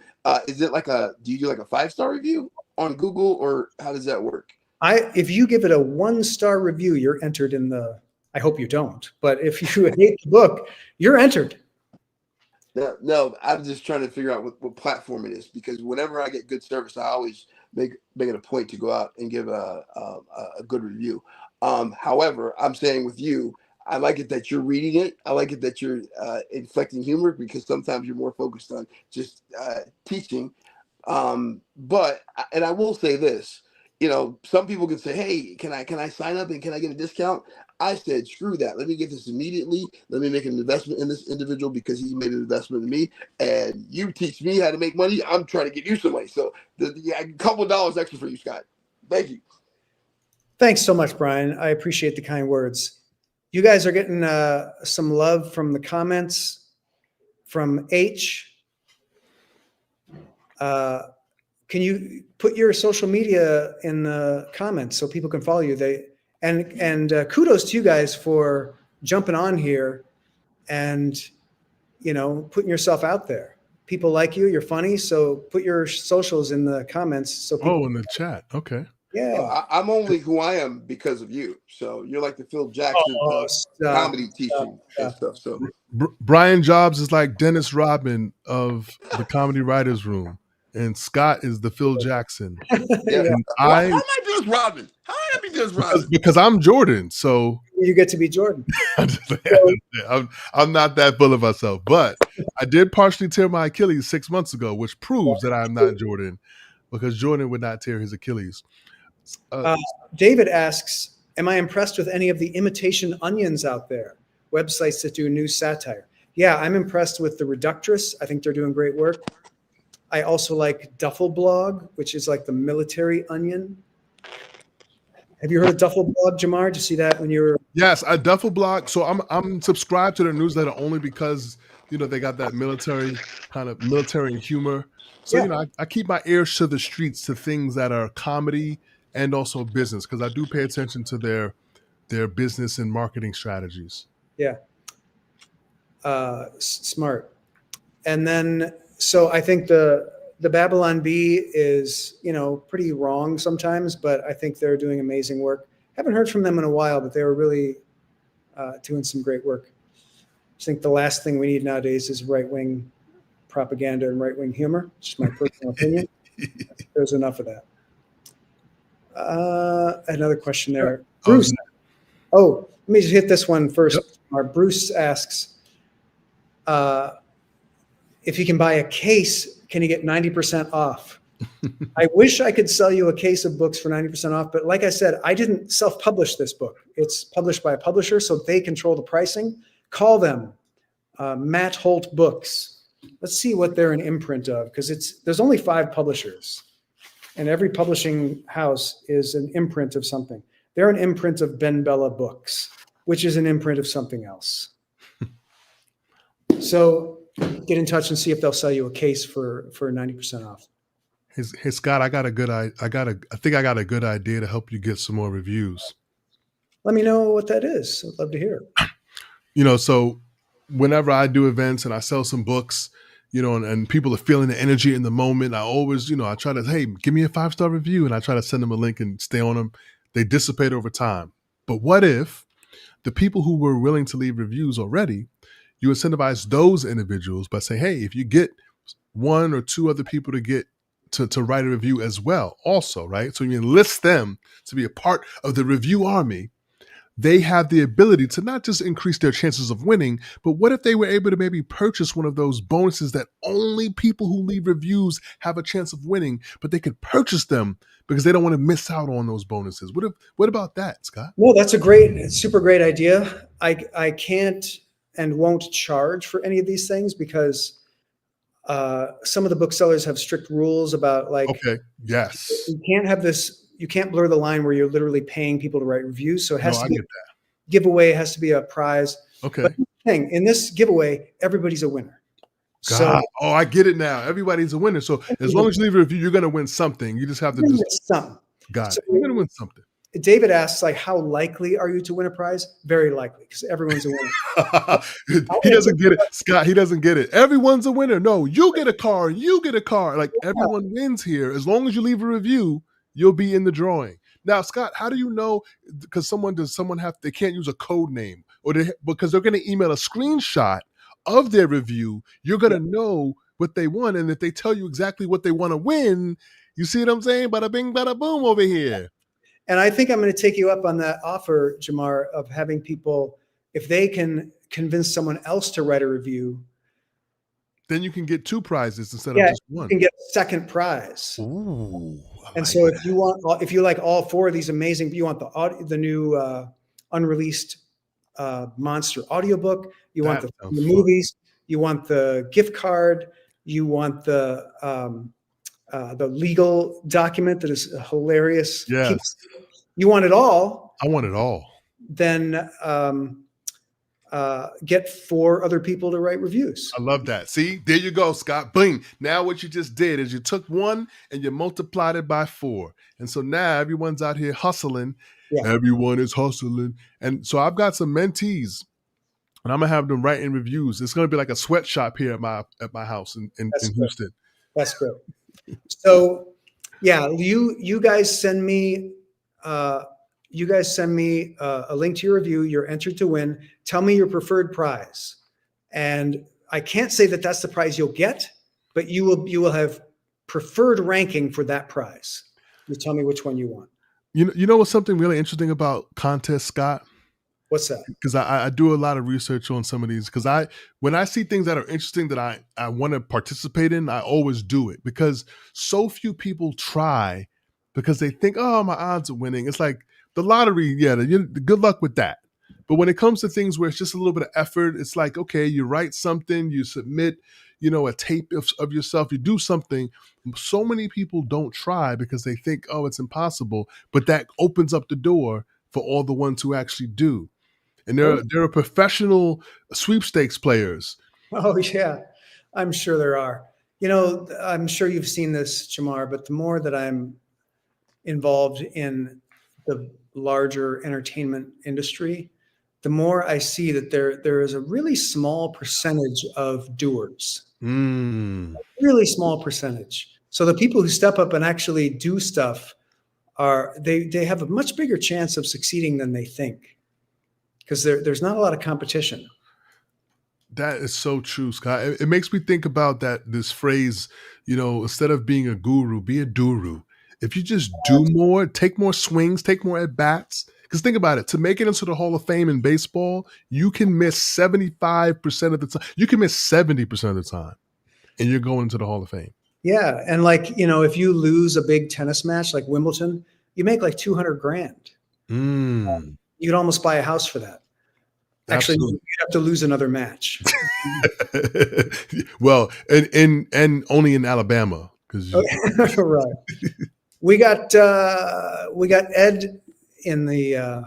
Ed's in the house. What's going on, Ed? What's happening? Good to see you, Ed. Thanks for Yeah, joining. it's really good. I've been hanging out for a little while. I don't know how long you saw me. I was trying the different apps because I didn't know you send us a line like this. So Yeah, I was going to follow up with posting that. The link I just sent in the chat is Yeah. the link to get invited in. So okay, really cool, really cool. You know, Scott. You know, I'm so stoked about this the book. thank you. You know, it's really cool, and I want to acknowledge you. I've been coming around for 2.5 years. It may be far and few between, but I tell you, I listen and scroll. I just did a trade show this week down in Denver, downtown Denver. And I heard you guys earlier talking like, oh, you know, when you're out, you feel, oh, I'm funny. And just around my family, and my family thinks I'm funny. But this has got me into the business world. And like, because what I learned is like, don't give a shit type of thing a little bit. And what a gas. I just want to acknowledge that you live for me. What you've taught me is interactions and not take things so seriously, you know? I'm glad. Yeah, that was the point of my book before this book, The Elements of Humor. Yes. Did you get your copy, Jamar? Because I sent you one. Yes, I have a signed copy right here, Scott. Oh, very nice. It's right here. I mean, obviously, if it was a bigger book, you could see it back here better. So maybe I got to get my wall closer. But yeah, the idea of like, you know, what is at the core of humor? It's literally just like a lighter touch and just like not taking things, including yourself, so seriously. That really is huge in the business world. You know, that goes a long way. So I'm glad you're making use of that. I really did. I took, I had my coach I worked with my coach, and I went in differently into a situation that didn't know how it was going to unfold. So it was just definitely interacting with people. Awesome. In a light manner was really cool. And I just, you know, God, I had some words. I'll have to write it out. But really appreciate it. How's your TikTok adventure going? You know, I kind of go, so I've been reviewing some of my videos, and I send them to myself. I think I'm really funny. I went back and reviewed some of these things, and I think I'm going to repost them and play around with them a little bit more. But, you know, I kind of gave up on that a little bit. No, I haven't been writing or anything. I've been kind of using everything I read and everything kind of for my life. And I feel like that's getting cleaned up, that I think I can MC pickleball courts, MC what do you call it? Open mic. I can just set up the mic, get a couple, you know, little short joke or whatever, experiment out there, and set it up with the comedians in Boulder, Longmont area. So great. Yeah. Action, you know, awesome. My community. Yeah. So is this the book? Was this at a place? Did you go to a Barnes and Noble? Did you do that whole procedure? I have not done a book signing in a bookstore yet. There will be a couple of those. Okay. In my local area. And like this event I'm doing in New York will involve a book signing, but it's like a private event. Okay. They bought a bunch of books. That happens where people buy books and then give them away to the people who come to the event. But yeah, there. Somebody else asked about this. There is no like book tour. No, right. You have to make it yourself. Like your PR person has to do it, right, or something. You know, yeah, you have to set that up. So that's just not a thing they do anymore for smaller books. Okay. Unless you're a big celebrity, you know, and most of them are doing like online or the big TV shows or whatever. Got it. Okay. They've kind of, publishing houses have realized that sending somebody around to various cities is very costly, and they never make that back in book sales, you know. No, not at all. Not at all. So those days might be gone. Well, good to see you, Ed. Thanks for popping. Sure, man. Appreciate it. Absolutely. Thank you, guys. Scott, I'm going to take off in a second, but I do also want to give you some kudos. I think I've known you. I think it might have been during the pandemic when we first connected. Maybe was it 2019, 2020? I think it was 21 or 22, actually. Okay, 21, 22. Yeah, so it was right in the thick of it. But I just want to commend you for, you know, how you show up for the comedy community, the comedy world on a week-to-week basis. There are a lot of people out there who are high and mighty, and you stay grounded, connectable, and just in this servant leadership standpoint that it's so easy to just rally around everything that you do. So I'm always trying to encourage young comedians to come be a part of this community that you have helped put together, because it's the best place on earth. I mean, and it's remote, it's digital, and eventually we'll meet in real life, Scott. We almost did it. We almost did it a couple months ago when I was up in that area. But I just want to say it's an honor, a privilege, and a pleasure to learn from you and your continued wisdom. I hope we get another 20 more years of Scott Dikkers and his amazing stories. Thank you for saying so, Jamar. It's very kind of you. I'll have to write another book at that point. Yep. And join the community, you guys. The writers' room. Like, listen, Scott, I feel like he churns out 3-4 books a year. So if you want to increase your writing abilities, you definitely want to be in the proximity of Scott Dikkers, because I'm telling you, I've got 2 books coming out, Scott, thanks to you. I mean, I already got one, Super Connecting, but I've got one more with comedy related. Awesome. And the ROI of LMAO. Yeah, that's an exciting book. I can't wait for that to come out. Thanks, Scott. And I'll talk to you later. Enjoy the rest of the party. Coming out, Jamar. My pleasure. We'll connect soon. Look who's here, everybody. Oh my God. Hello. Wow. It's so quick. It's so quick and it's so easy. That's You're incredible. one of my favorite people, Peter. I got to bring you up. Thank you so much. And Scott, I noticed that when you were talking about all of your favorite sites that were inspired by The Onion, you did not happen to mention Jump Kick Funding. Did not mention Jump Kick. I end what I said. That is one of my favorites. It's not a news thing. I feel like it's original. Sure, it is not news. It is not news. It is just borrowing the format of parodying. I mean, I guess it's parodying an online format, whereas The Onion was originally parodying a paper format. Yeah, there are so many fake newspapers that have aped The Onion, but I consider Jump Kick Funding to be a completely original idea. Let's parody like GoFundMe, Yes, of course. And how is that going? I always ask you that, and I'm always curious because I don't troll social media much. Like I don't go in and just doom scroll, so I don't really see what's happening. So how's it going? Yeah, me and my co-founder and co-writer, Aaron McLaughlin, we were kicking around some ideas to rejuvenate the website as it has not been touched for a while. We co-founded it and co-ran it together for many years, starting during the pandemic. Yeah. And then Aaron got busy. Aaron McLaughlin. I got to shout her out, Aaron McLaughlin. Now Aaron Davis, she's married and she has a baby. She has a baby that just arrived, I believe, 2 weeks ago. Wonderful. But we've been kicking around some ideas on how to revitalize it. I think we're thinking about ways that can be very relevant within the social media marketplace, because I think the key to getting a website's like a website, but who scrolls through a website? People scroll through social media. Exactly. So it's kind of about thinking like when we first launched the website, we didn't really have any sort of cohesive theme or through line or way to kind of grab eyeballs. We just kind of put out there stuff that we found funny.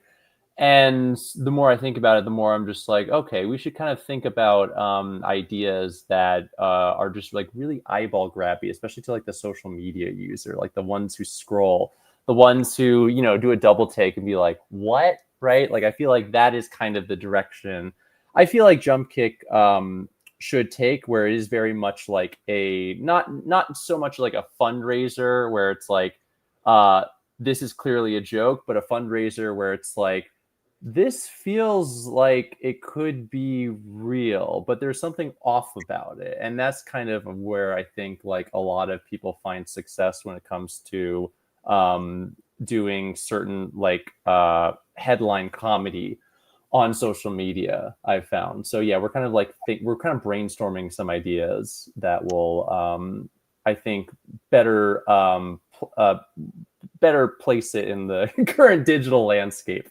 awesome. that is so dominant in our media sphere.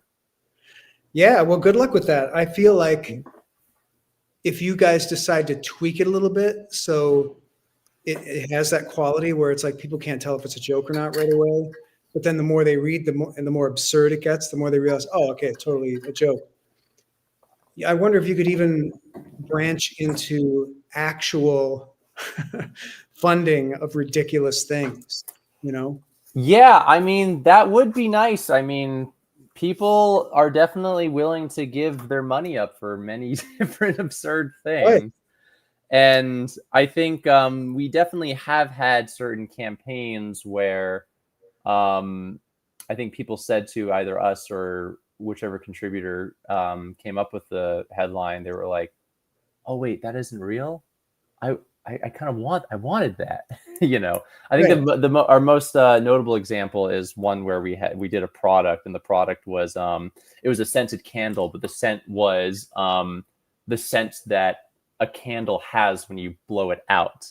Right, it kind of has that like really pleasant. There's something really pleasant about like a candle that has just been blown out. No, yeah. And so it was like, oh, what if there was a candle that was that? It was like it smells like a blown out candle. And then people were like, oh, wait, that's not real. I kind of wanted it to be real. And I was like, yeah, well, I mean, anything is possible, I guess, in this day and age. Yes. So. It also makes me think of that guy who sold his soul on eBay. Oh, I don't know that. He sold his soul. How much did he get for his soul? He got a few grand, you know, it was a pretty decent amount of money. A few just for his eternal soul. He got like $7 grand. Yeah. So there are so many like wacky things. Like, remember Greg in the writer's room, Tukalescu, who had this great idea to do this course about how he can make a lot of money. Yes. Like, I do remember that. That sort of thing is people like spending joke money, like on fun things that it's almost like playing a game or gambling online, you know, doing that. Did he actually make money off of that? He never actually went through with the course. He never actually put it out he just there. made the fake videos and like to promote it, which I just thought were really funny. It's like a lot of work to set up a course. So, and then he got a job on a TV show running. Oh, well, that's always better. Whenever somebody offers you a job on a TV show, you kind of have to take it. You kind of have that is very That's true. my philosophy. Like, I never really sought after that, but anytime it ever happened where I had an opportunity to write for a TV show, I was like, okay, yes, I guess I have to do this, because it's always a great experience. You learn so much, and it's just like it's almost like you're plugged into this fast lane for a bit, for however long it lasts. It's going to happen to you very soon, Peter. I appreciate that. I mean, that's been my goal since college. And I think like the greatest joy in comedy is creating something together with other funny people and sort of riffing and going through ideas. And that just always is nothing better. Very appealing to me. It's much more appealing than, you know, writing alone, which is what I do, which is how I do most of my work. You know, but yes, I think being able to write on some interesting or cool project has always been the goal. Very much so. And I have to say, you know, with the Onion, because, you know, it's all about you and the Onion, and I feel like I mean, I know you haven't been with the Onion for a while. I always like give so much praise to the Onion to anyone I talk to, because the Onion, no matter like what, and I don't know, maybe you could disagree with me on this, but no matter what year you kind of look into, what era or what time period of the Onion, it's always just had consistent bangers, strong jokes, punchy laughs. Like I can't think of another like American comedy institution that has been so consistently good than the Onion. Like, I can't really think of a period of the Onion where it fell off. I really appreciate you saying that, because that was literally like calculated. It was calculated to be that way because we came up with this system that was almost foolproof, where we'd come up with so many headlines every week, and then have you'd have to have a quorum to pick the winners, Right. And they're all very jaded people. They're tired, so if a headline is going to break through that incredibly, cynical bunch, it's probably going to be pretty good. And I think a lot of other institutions, like you look at The Simpsons, which came out, I think it debuted the same year that The Onion debuted, 88. And so we've been both in continuous production, and The Family Guy a little later, but like they have weak seasons, and everybody kind of knows, like, oh yeah, that season wasn't so great or whatever. Right. And Right. I can look at The Onion and I can see some weak seasons, but it's subtle, and like maybe only I notice it. But yeah, I still think even in the weak seasons, they're doing great work, because they work with. It's such a different beast, television, as opposed to what The Onion does, and it is very much like you do kind of have.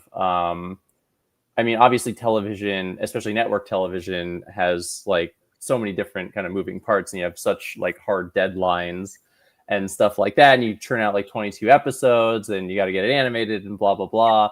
But you're right, like The Onion is like kind of so well positioned to just kind of have a consistently funny voice, because it's all just about, from the headlines. And if you have a solid headline, a really funny article is just going to be able to be written from it. But yes, I mean, the amount of headlines you go through, I mean, it really does show, because, I've made some attempts to apply to The Onion in the past, and like the more I've applied, the more I've realized I was like, oh, this is like, this is very hard. Like, it's very hard to find like those but you read The Onion and you think it's deceptively, you think it's easy, like it feels deceptively easy, but it's really not. There's some very smart jokes in almost every headline, and so impressive. It's so impressive that you see a lot of imitators, and the imitators just aren't as strong because they probably aren't churning through as much material, or just don't have like as strong of a writer base. They just kind of like are coasting off the sort of like waning novelty of like, this is fake news. But I feel like The Onion has kind of gone above and beyond that. It's just kind of like a vehicle for like extremely like funny writers to express extremely funny jokes. And I don't really see something that's as consistently funny anywhere else, which is not to say I don't love other sorts of comedy. I really do. But like, yeah, The Onion is kind of like CC has been great, and it really is that system where those writers are in. Their culture is they work harder than anyone else. They develop more raw ideas to select from. And you're right, like most people who do comedy, they'll come up with a few ideas, and they'll kind of pick the best of 5 or 10 or whatever. But The Onion is doing 500, and they're picking the best. And so you're going to get better stuff. And it's like, I was just talking about this in my little stand-up course the other day, that people don't realize that the top 1% of performers don't just work like 5 or 10% harder than everybody else. They work like 100 times harder. And we don't really see that. But I appreciate you noticing, Peter. And the current editor, Chad Knackers, is a real workhorse. Like, he's been at The Onion since the mid 90s, worked his way up from a graphics assistant. Now he's the editor in chief. And yeah, he's a real jokesmith, and it's such a joy to go to the Onion website every day and see his handiwork and all the new writers. All these new writers are like people who weren't even born when the Onion was founded, which is crazy. But it's a real culture and a real system that has endured and hopefully will continue to endure. And somebody, not me, will write another one of these books in 35 years. We'll get to it. Yeah, definitely. But it's like, and I will say, because I think I read your first books around when we started Jump Kick, because Erin recommended them to me. She was the one who recommended these books, and I kind of like never really read. I think I read a few comedy books in the past, but they kind of all sucked. Like they just weren't, they weren't like well written. So it's just like, You mean oh like my God. how to do comedy books? Yeah, like, how to be funny or something like that. And I was like, oh my God, a comedy book. Like, what does this guy have to say about, What else comedy do you that know? shouldn't be Yeah. obvious? But I think you kind of, the way you wrote your kind of book series, How to Write Funny, I think was like, it was like a very smart and methodical way to break down comedy that kind of really accepted the fact it should be obvious that like comedy is like a hard beast to begin with, and you need to have like a really smart and really pointed point of view, or at least sort of like some consistent kind of ethos that people can latch on to. And the funny filter method, or just kind of like breaking down like, here's what a joke is, I feel like was one of the best ways I think I read on like, oh yeah, that is kind of like how you create comedy. I don't think I saw anyone break it down in a smart way like you did. So that's why I was like, I was very impressed. Appreciate the kind comment. Mm-hmm. That's why I wrote the book, because I wasn't seeing it either. Like nobody Mm-hmm. was really telling you how to do it. They're kind of trying to be jokey and stuff when they write their how to do comedy books. And I wasn't looking for jokes. I was looking for, when I was starting, I was looking for like instruction. How do you actually do this? Yeah. And have you read some of your bad reviews for your books? Some of them have been like, this guy's not funny. Oh no, that's often what the bad reviews say. At all, it's fine. I enjoy bad reviews. But yeah, I think writing 10 ideas a day was something I started to do pretty consistently. Awesome. And it was kind of like how I was able to like mine as much material as I have. And I thought that was like and I think it's something I also proliferate among other creatives that I talk to, whether they're in comedy or not. I mean, I'm very active in like different creative circles. I'm just like, oh yeah, just 10 funny ideas a day. And then you have 70 ideas a week, and it's really simple to do. And you don't realize how simple it is to do, but it is kind of like a way where it's like, I write a lot of sketch comedy, and like those ideas, I just kind of like are stuff I'm able to mine because I'm actively making an effort to like think about funny ideas and just sort of like make a big collection of them to choose from. And that's exactly, obviously what makes The Onion so successful. It's something that is important for. I'm glad to see you taking advantage of that system, because the concepts behind your sketches are so funny. It makes sense that you're doing 70 ideas a week and you're able to pick like these really great concepts. It makes total sense.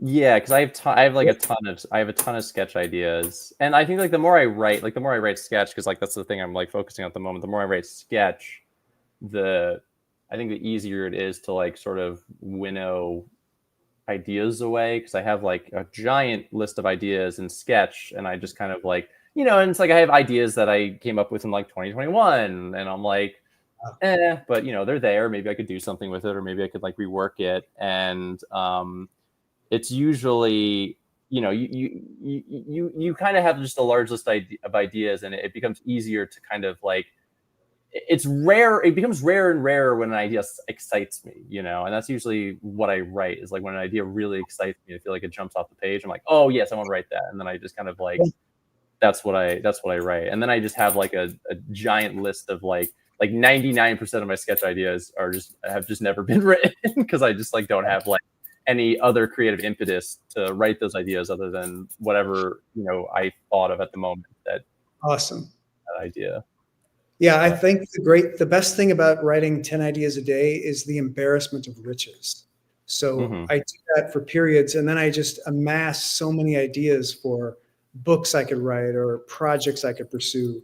And at some point I have to stop generating new ideas, because I have all these ideas in the hopper that I want to execute. And it's a good problem to have, because it's an amazing problem. I've never, and I think even like back before I sort of like, I mean, I always like jotted ideas down and I always like organized them. Even in that era before I kind of like really started to like generate more ideas, I never had an issue with like well, where do you come up with your ideas? I'm like, I don't know. I just have a bunch of them on my phone. I have a bunch of them on my phone. There's always something to work on. And now more so than ever, because I have all these ideas from just collecting them from 10 a day. It's like, there's always something to work on because I have something on, whether it's a sketch, whether it's a script, whether it's stand-up, whether it's something else, whether it's a prose piece, there's always something. And it's just never I've never had that issue where I'm just like, oh shit, there are no ideas. I don't have any ideas. Yeah, that's a good position to be in. And Yeah. pardon me while I plug in, but I'm excited for you to send your sketches to some sketch shows. Yes. Get them Yeah. out, because people are going to be impressed if you pick your top 3 or 4. Yeah, I think where I'm looking I can to hear you. I'm just going to step aside to plug this Oh in. yeah. Right now I'm looking to apply for Upright Citizens Brigade's house teams for mod, or as they call it, for sketch. Which I did last year and did not get placed on a team.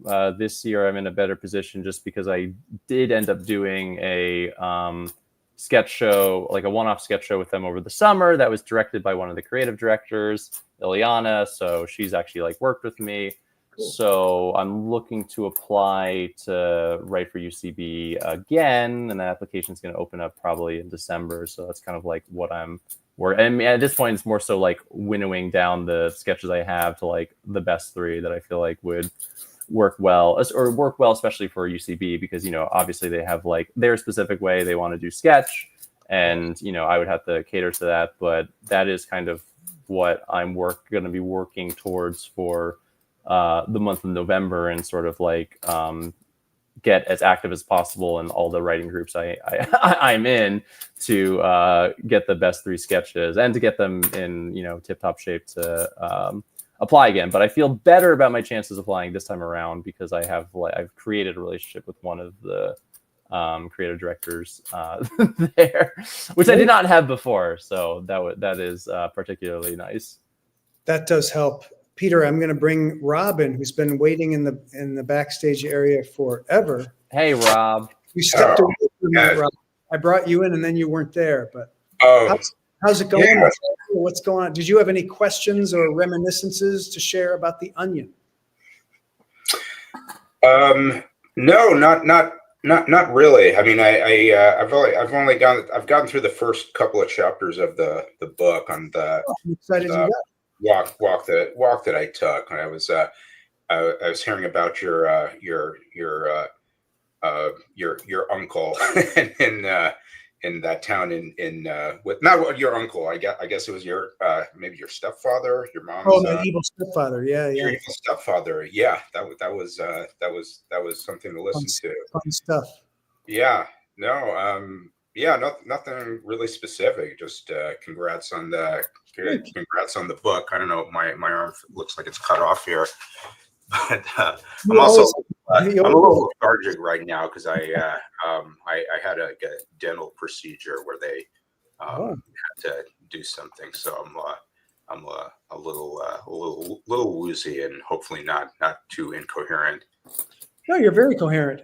I just posted the link if anybody wants to jump in the live stream here with us and reminisce and talk about The Onion. And pardon me, gentlemen, I'm just going to take a breather here to remind everybody that we're here to celebrate the release of The Onion Story, my new book. This is a book release party, and I want to encourage you all to write a review for the book. If you do, you get entered in a little giveaway.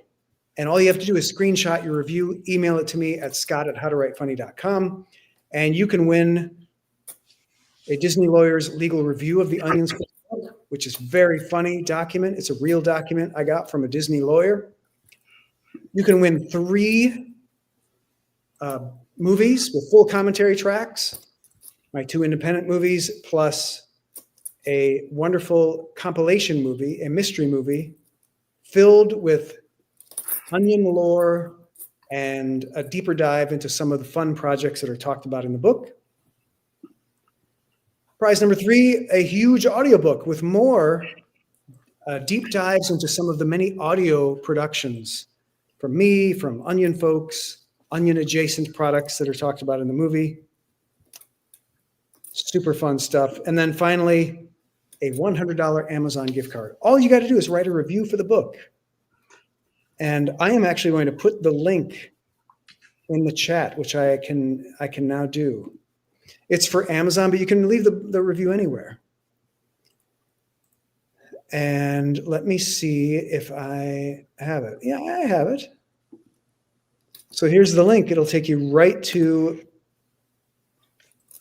writing a review for the Onion story. But most people, the book just came out, so I assume most people have not read the book. And you probably want to write a review after you read the book. Makes total sense. Take your time. There's no time limit on this. And everybody's a winner. If you send me a screenshot of your review to Scott@howtowrite.com, you will be entered and you will win something. So it'll be fun. You should do it. And hey, guys. We're Hello back again. That was a word from our sponsor. Of course, which is Our you. sponsor is the Onion Story. Me, Onion Story. I like being my own sponsor. I don't feel like I'm selling out when I'm my own sponsor. That's true. That's true. Yeah, what do you got there, Rob? Hey, look at that. Yeah, There it is. good. I don't have a. I was.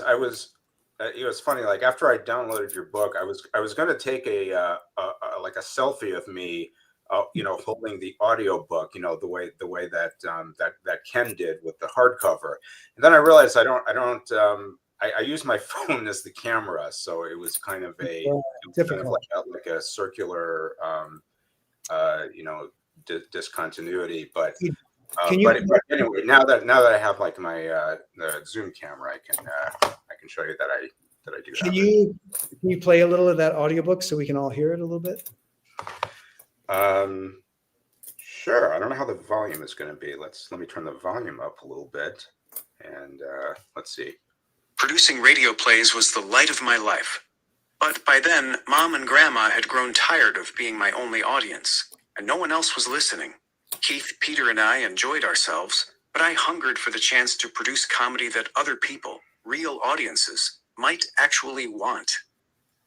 In my language arts class, the teacher, Betty Even, assigned us the project of producing a commercial for a fake product as a way to understand how companies communicate. Thank you. As you can see, I go way back. Because I want people to know like the backstory, not just the Onion story, but the backstory of where some of these crazy ideas came from.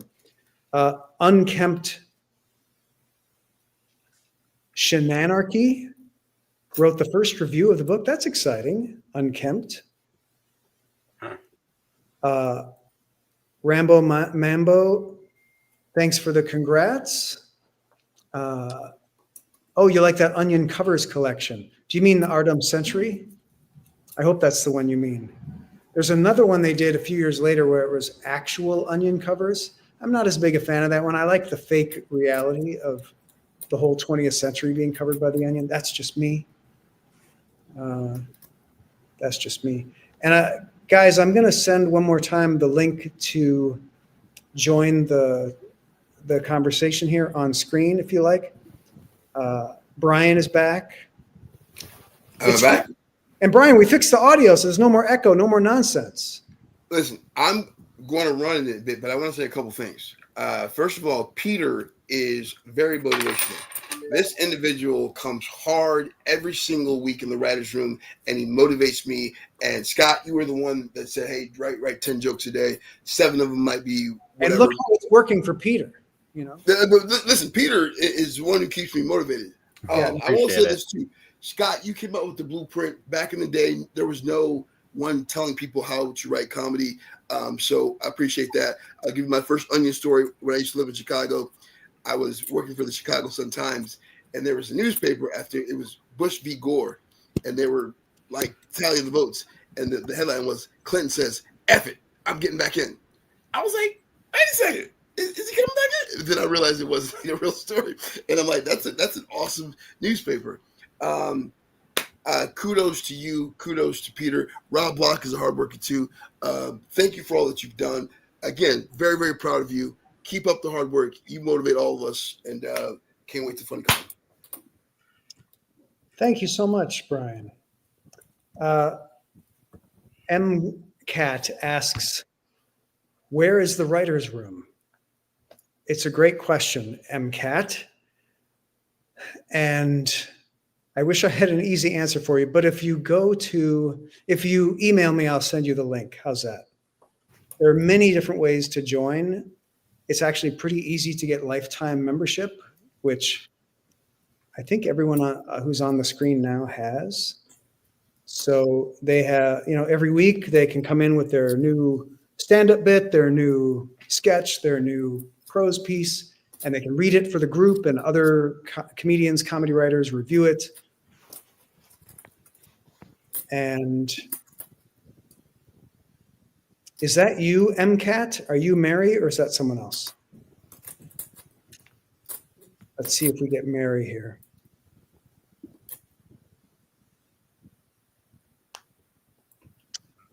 Oh, unkempt shenanarchy is Adam from the writer's room. Hey, Adam. Mary, can we hear you now? Can you try to speak? We have no audio.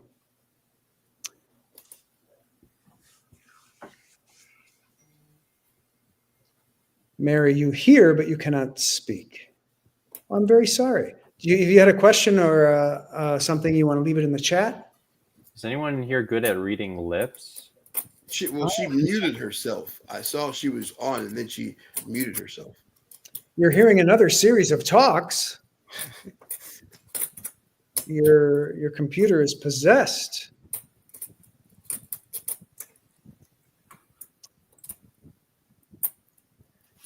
Mary, never sounded so good.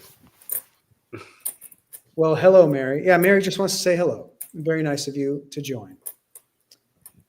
And I hope you'll write a review of The Onion Story if you get a chance to read the book. Oh, Mary, where are you watching us? Are you on Facebook?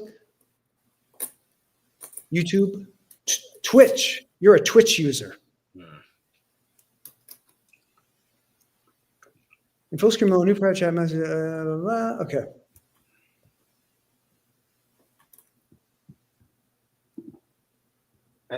I think Twitch might be the only way that you can actually be in the room like this. I don't know if you have the option if you're viewing on like YouTube or Facebook.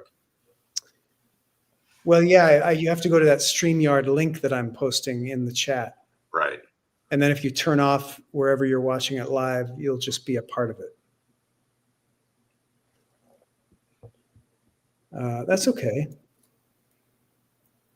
Oh yeah, Mary, you're on StreamYard online. So like click on the settings and see if you can go to audio and see if you can test your mic or turn on your mic. But now you're gone. All right, Scott, I got a early morning tomorrow, so I think I'm going to get ready for bed. I'm on New York time, which is in the future. It is. You are in the far-flung future. And me, I go to bed. Normally I go to bed at like 7 p.m., so this is a late night for me as well. Wow. Yeah, well, have fun tonight. Well, I mean, it seems like the attendance is kind of petering out, so maybe this is my cue to say goodnight to everybody. It's been real fun, everybody. Thank you for joining. Mm-hmm. Thank you, Donald Trump, for joining. And Batman was here with us earlier. And yeah, thanks to everybody who left a comment and came and talked to me on the screen. Good night, Peter. Congratulations, Good night. Scott. We're going to do like Good Night Moon. Good night, Brian. Yeah, good night, everybody. Good night, Rob. And I think this video lives on YouTube, does it not? I think there's a good possibility of that happening. And I'm sorry for all the technical problems. Sorry about the Facebook not working so well. But hey, everybody, pick up your copy of The Onion Story, leave a review, and win some of these fabulous giveaways and prizes, which I won't go through again because you've heard them. And you can go back through the video and find them again. And that email, scott@howtowritefunny.com, to email me your screenshot of your review. Have a delightful evening, everybody. Thank you for joining me. It's been a lot of fun. Bye-bye.